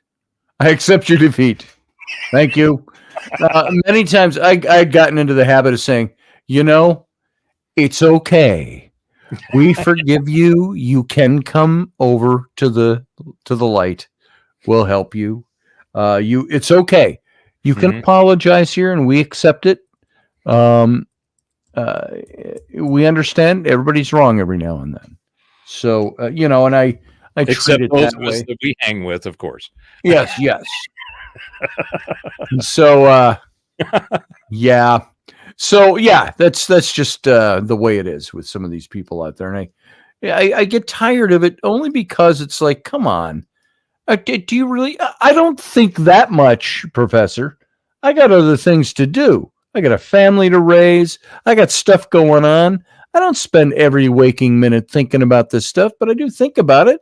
And so I look at it and I go, the people that don't think about it, I'm like, where do you live that this doesn't affect you? Why are you not thinking better than this? Let me toss this out there. Do you think that it's actually, there's two sides of the not knowing what's going on thing. Yeah. One is you don't know and it's going to come and get you, or you're going to get snowballed by it. The other is you don't know, and it's a good thing that you don't. Right. Because it's if you went ahead and tried to have any kind of diet of it, it gets on you, and that's where I have another perspective I think needs an upgrade, and that's the whole. Everybody's been talking about there's a bunch of brainwashing that's going on. Yes. Yeah. Carefully crafted and curated. It's not brainwashing. It's and to me, it's that what's happening. It's brain staining. Yes. And the brainwashing is what needs to happen. And we're not getting a wash right now. The Tide Pods could not handle the crap that people are getting on a minute by minute basis. If you open the door and look out. Now, the interesting thing, the other side of that is when I open my door and look out and I drive around the town and stuff, I don't see anything like what's being sold and told on whatever media feed and that's the true tell right there. Mm-hmm. It's not the ones that don't think about it, says Steph, are the ones that scare me. Yep. They're the ones that'll vote for Michelle Obama when she takes over the campaign. Well, the old thing about, you could elect and convict a ham sandwich. Yeah. I mean, it's by the way, when Obama or when Michelle Obama is going to take over after Super Tuesday, after all the stuff, after it's going to be in the summer toward fall. Joe Biden's going to step down and Michelle Obama's going to step up into place. And now, let me ask you a quick question. We don't have a whole lot of time left. We're actually overtime for what I usually do, though we went an hour overtime last night. Do you think Michelle Obama is going to run? And do you think that will give Trump a run for his money because of her popularity in the left? No and no. Okay. Tell me why. So I don't think that there's any stomach for the Obamas, which are just below except the dumb people we've been talking about already. And then they're that's maybe 10% or less, in my opinion. Okay. It's a very small amount. Like I said, the 20 to 25% that I think is in this ideological groupthink bubble of all this nonsense and crap, it's only about 20, 25%. It's not 40 or even close to that or half of the country. It's a small, noisy group. Mm-hmm. And they happen to be the ones that are, holding the bullhorns of all the different media and the corporation stuff. And there's been I think we went through kind of an extreme swing over to this progressive, not liberal, because these people aren't liberal. That's another thing that's wrong with the language. If they were liberal, they wouldn't be pushing this progressive stuff the way they are. Right. So it's another cognitive crap that they've got, another brain stain that's out.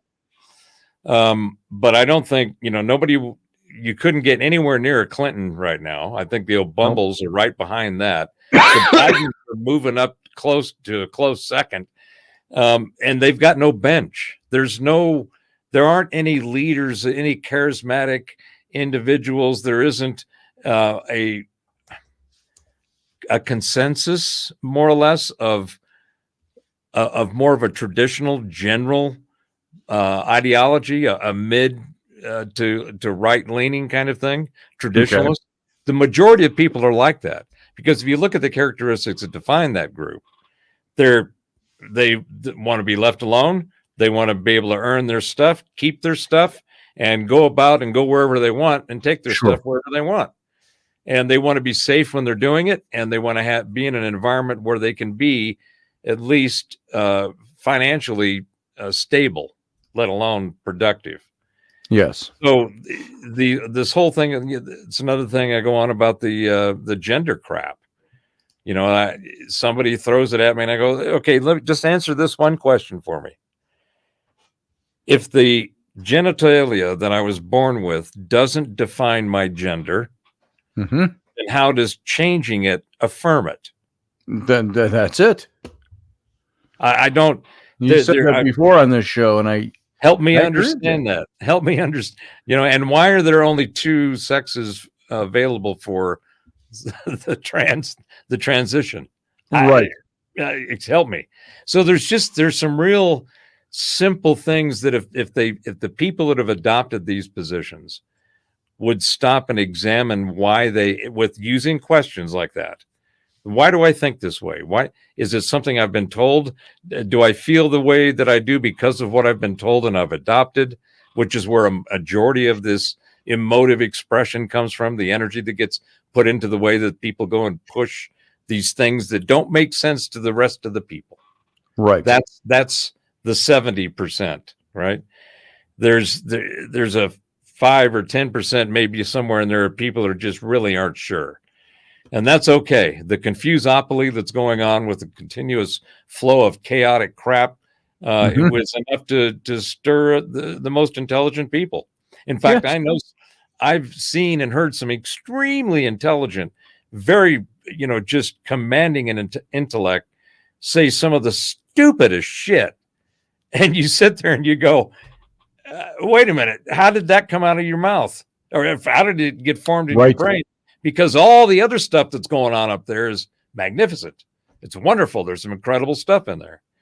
What was it on Star Trek or one of them? It was, it was one of the Star Trek movies. In the piqued my interest. Yeah, I think it was Beyond, Star Trek Beyond. And they were talking about how, it was the Marvel's Agents of S.H.I.E.L.D. And they were talking about how smart people can be stupid. And it's like, yep, that happens all the time. And all the time. So the definition of the terms and the words you're using and the way that they're used is been purposely polluted. And that awakening by asking questions based on the obvious evidence of what the fuck is what's happening. People are going, wait a minute, you call it what? Wait a minute, you did what? We thought that was a conspiracy. Exactly. But you actually did it? Excuse me. So, yeah, I am more than encouraged, and that's good to know, and feel very positive about the future here, because I think it'll be tough. It's going to get ugly this year. Oh, sure. But I think we're going to come out the ass end of it. Pun intended. Yeah. Unscathed. Unscathed, and we will be the turd with the clean end you can pick up. I just want to see us all the talk during COVID of the new norm. This is the new norm. This is the new normal. Yeah. I kept resisting that vehemently, and I said, no, this is not the new normal. This is the temporary normal. This is the normal being imposed on us. And that encompassed for me a lot more than just, the standing 6 feet away from people, which didn't do a fucking thing. The mask. Sorry, YouTube is going to nail me for that one now, because I'm bringing out medical misinformation. But all the things we found out, so for me, the whole thing about new normal. The new normal is abnormality. The only thing normal about the new normal is that it's not normal. Mhm. And so going back to normal, people go, well, what's normal? There is no normal. Yeah, there's normal. There are norms to go back to. There is normal to go back to. We are in a state in this country that I think we are in the extreme abnormal right now. People say, well, it can't get any worse. Yeah, it can. It can get a lot worse than it is, but we're in tough times right now. Oh, that's something Rush Limbaugh said years and years ago. I heard him. I think it was when Obama was going for re-election or something, and he said, everybody says that, it can't. What was the thing that Rush always did? Right here, in my formerly nicotine-stained fingers, I have a memo, and he'd say, people are saying that just can't get any worse than this, Rush, and I'm saying, yes, it can. It can get a whole hell of a lot worse. And he says, we're just at the point where we are trying to stop it from getting worse. And that's where I think we've all got to be invested. And I'm speaking in generalities, maybe blowing sunshine at people's bloomers or whatever, but you know what? We are in that position where it is incumbent upon all of us to prevent this temporary normal from becoming the permanent normal.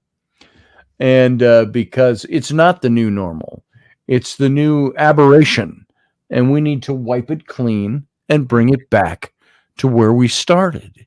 It's go back to start. Yeah, it's crumbling under its own weight of stupidity. It is. And performance. I mean, the performance is, anybody that's got the 3-letter acronym tattooed on the ass end of their name or has expert to their title. I mean, they're the first suspects. As soon as I see that, it's like, all right, I got my extra eye on you. Yeah, because they've all failed their track records. They've done it to themselves.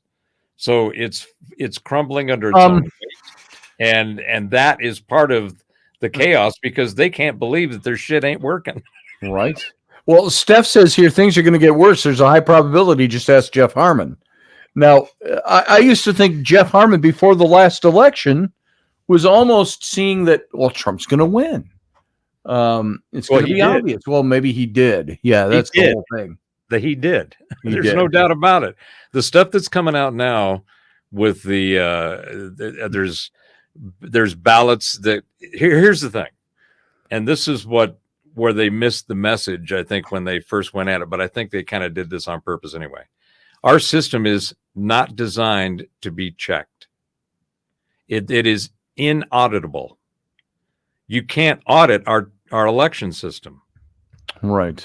It's not designed. It doesn't have the transparency that's needed. In Taiwan a couple of weeks ago, they did the election in one day, hand counted all the votes. Everybody had to show up with an ID. You had to sign it and drop it off right there.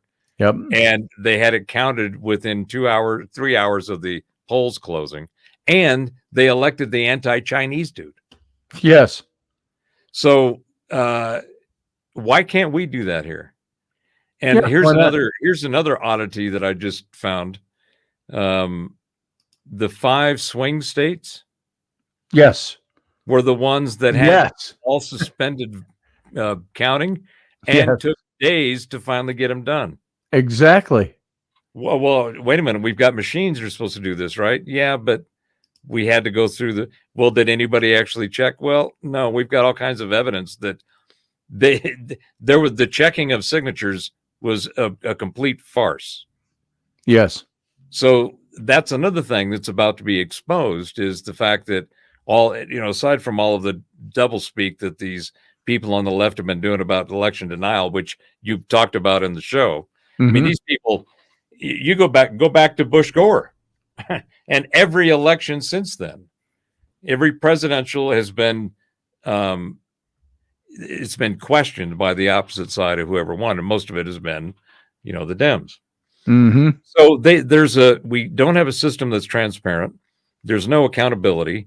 You can't check it. So you can't prove it. So there's the only thing you can take to a court is to show that you can't check it.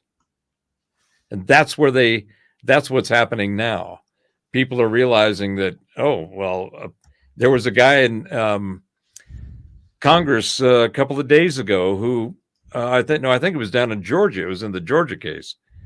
And a guy brought one of the machines in. What's the name of the company? The not DocuSign. Oh, Dominion? Dominion. He brought in a Dominion machine and he hacked it in 5 minutes right there in front of everybody. Yep, right in front of him. It's like, okay, so how is it that all of this information is coming out now? Same thing with the vaccine and the virus and January 6th and all these other major events that have been hailed as, the monumental pivots that we needed to make, and having the people on the progressive ideology in charge to handle all these things and make sure that they were up board, right? And yes, they screwed themselves because now the information went out. Every one of these events is being shown to be exactly the opposite of what it was sold as. Mm-hmm. And that is that's one of the reasons we've got the rise of the pissed off peeps. That's it. They're saying this, and wait a minute. Right? Yeah. So, and I think that this is going to carry us through the election. I really do. Yeah. So I think the cornered animals are they're throwing stuff right and left because they know they're in the corner and they have no way out. So I think that they've got something that they'll try to pull off. And I think there's enough awareness now that, and enough of the right eyes on the right people and circumstances, that even if whatever they've got planned, they probably already know, the other folks already know, and they're just waiting and watching, and they've got tabs on them. And I think that they will, if anything happens, it'll be less than they expected or wanted. And it's just going to be the last straw in the pack. I believe you're right. Look, you clearly you screwed up on all this other shit. Mm-hmm. Everything else you've sold us is turned out to be bullshit. So why would we believe you again? The same, the WF is going off for the disease X. It's like, you're not going to try to pull that again. Yeah, don't try that again, please. You screwed that one up bad. You need to learn. Please step back off the platform. Yeah, Yeah. So I think we're heading in the right direction. I think we are too. Current course and speed gives me hope. Yes. By the way, I'm going to. I don't know if I can do this way. Now, I was going to look for something. Do you remember in the It's Sunday with Scotty and Rainey, that watch for her here in the red tank top. This is for you too, Randall Flagg. Let me play this, and it's going to X you and I out for a second here, Professor. But watch this for a second. And look at what she's wearing. And look for the red tank top. I'll try to freeze it there.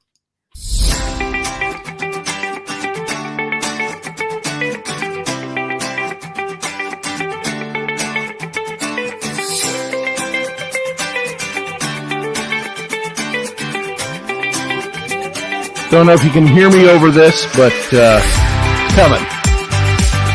I don't know if I can stop it.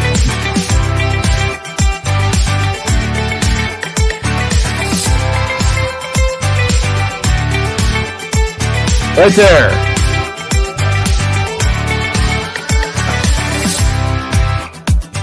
Okay, it didn't let me stop it. Doesn't let me pause it. It's just loaded in here. I don't know if you saw that. Yes, she was wearing a black face mask. Yeah. This was at the height of COVID. And it said, Hitler demanded compliance too. So I love that. She wore that everywhere. I wore my Trump one. So anyway. Well, there you go. That was about. Well, it's 11:16. We're going to call it quits for tonight. to make up for last night going an hour over. Damn it, Last- we're never going to do that again. Oh, you mean Wednesday? Yeah, that was- Wednesday. Yeah, we went an hour over. We went 2 hours after the show. Well, So, I got to tell you, it's I thought it might be lonely with just you and me, but I really enjoyed it. yeah, I did too. I'm glad you came in. And I thought it was going to be really short because we lost a lot of people for some reason. Either Yeah, well. people don't want to hear this stuff, or they're tired of hearing this stuff, or they already know this stuff and they don't want to listen. But it seems our chat room really diminished tonight. Well, it is Friday night, and it is up there for replay. And I'm sure Friday night can be pretty heavy duty some nights. So yeah, the thing is that what we're saying, and this is certainly my opinion, what we're talking about is truth, and there's too much chaos and crap in the conversation to sort out the truth. So the things that you did in the show, which is the main reason I wanted to come on, because you got me all wound up. Thank you very much. You're welcome. Because it was all just spot on, and it needed to be said. So to further that, I just wanted to come in and amplify that message. I'm glad you did. Boost that signal with additional support, because I think that's where we are. That's what's happening, and it's great. Yes. They were finally heading in this direction, and it could have happened a lot sooner. It would have been nice, a lot of less suffering. But sometimes, what's that saying? A diamond is only made after thousands of years of pressure. Mm-hmm, yeah. And I think we're actually going to see, we're on the cusp of seeing an American revolution that will for some reason. It will be the cornerstone of the global revolution. It will. For some reason, an old saying of my mom's came up about shitting diamonds, and I can't remember what it was, but it had something to do with that. That's some serious pressure right there. Yes. All right, Professor, I'm going to let you go. All right, my friend. Thank you. Have a great weekend. See you Sunday, maybe. All right, everybody. That was it. That was our show for tonight. Hope you enjoyed it. I hope that you took with you some good stuff. That's why I do it. And I hope you enjoyed it, took with you good stuff, and that you'll go out and do likewise. And spread the word a little bit. Aquarius, we the people, said Steph. There it is. Boom. So we're going to get out of here. Tomorrow's Saturday. Have a fun day. We'll see you back here on Sunday morning for It's Sunday. Either with or without Rainey. She's really hard to nail down these days. When she has Sunday morning, and she's always here, but it's whether or not she is ready to get up and talk and be presentable on Sunday mornings. It's her day to kind of kick back. So there it is. Why, thank you, Steph. I will take that personally. I give the good stuff. So there you go. All right, everybody. Thanks for being here. And we will see you on Sunday. So till then, live long and prosper.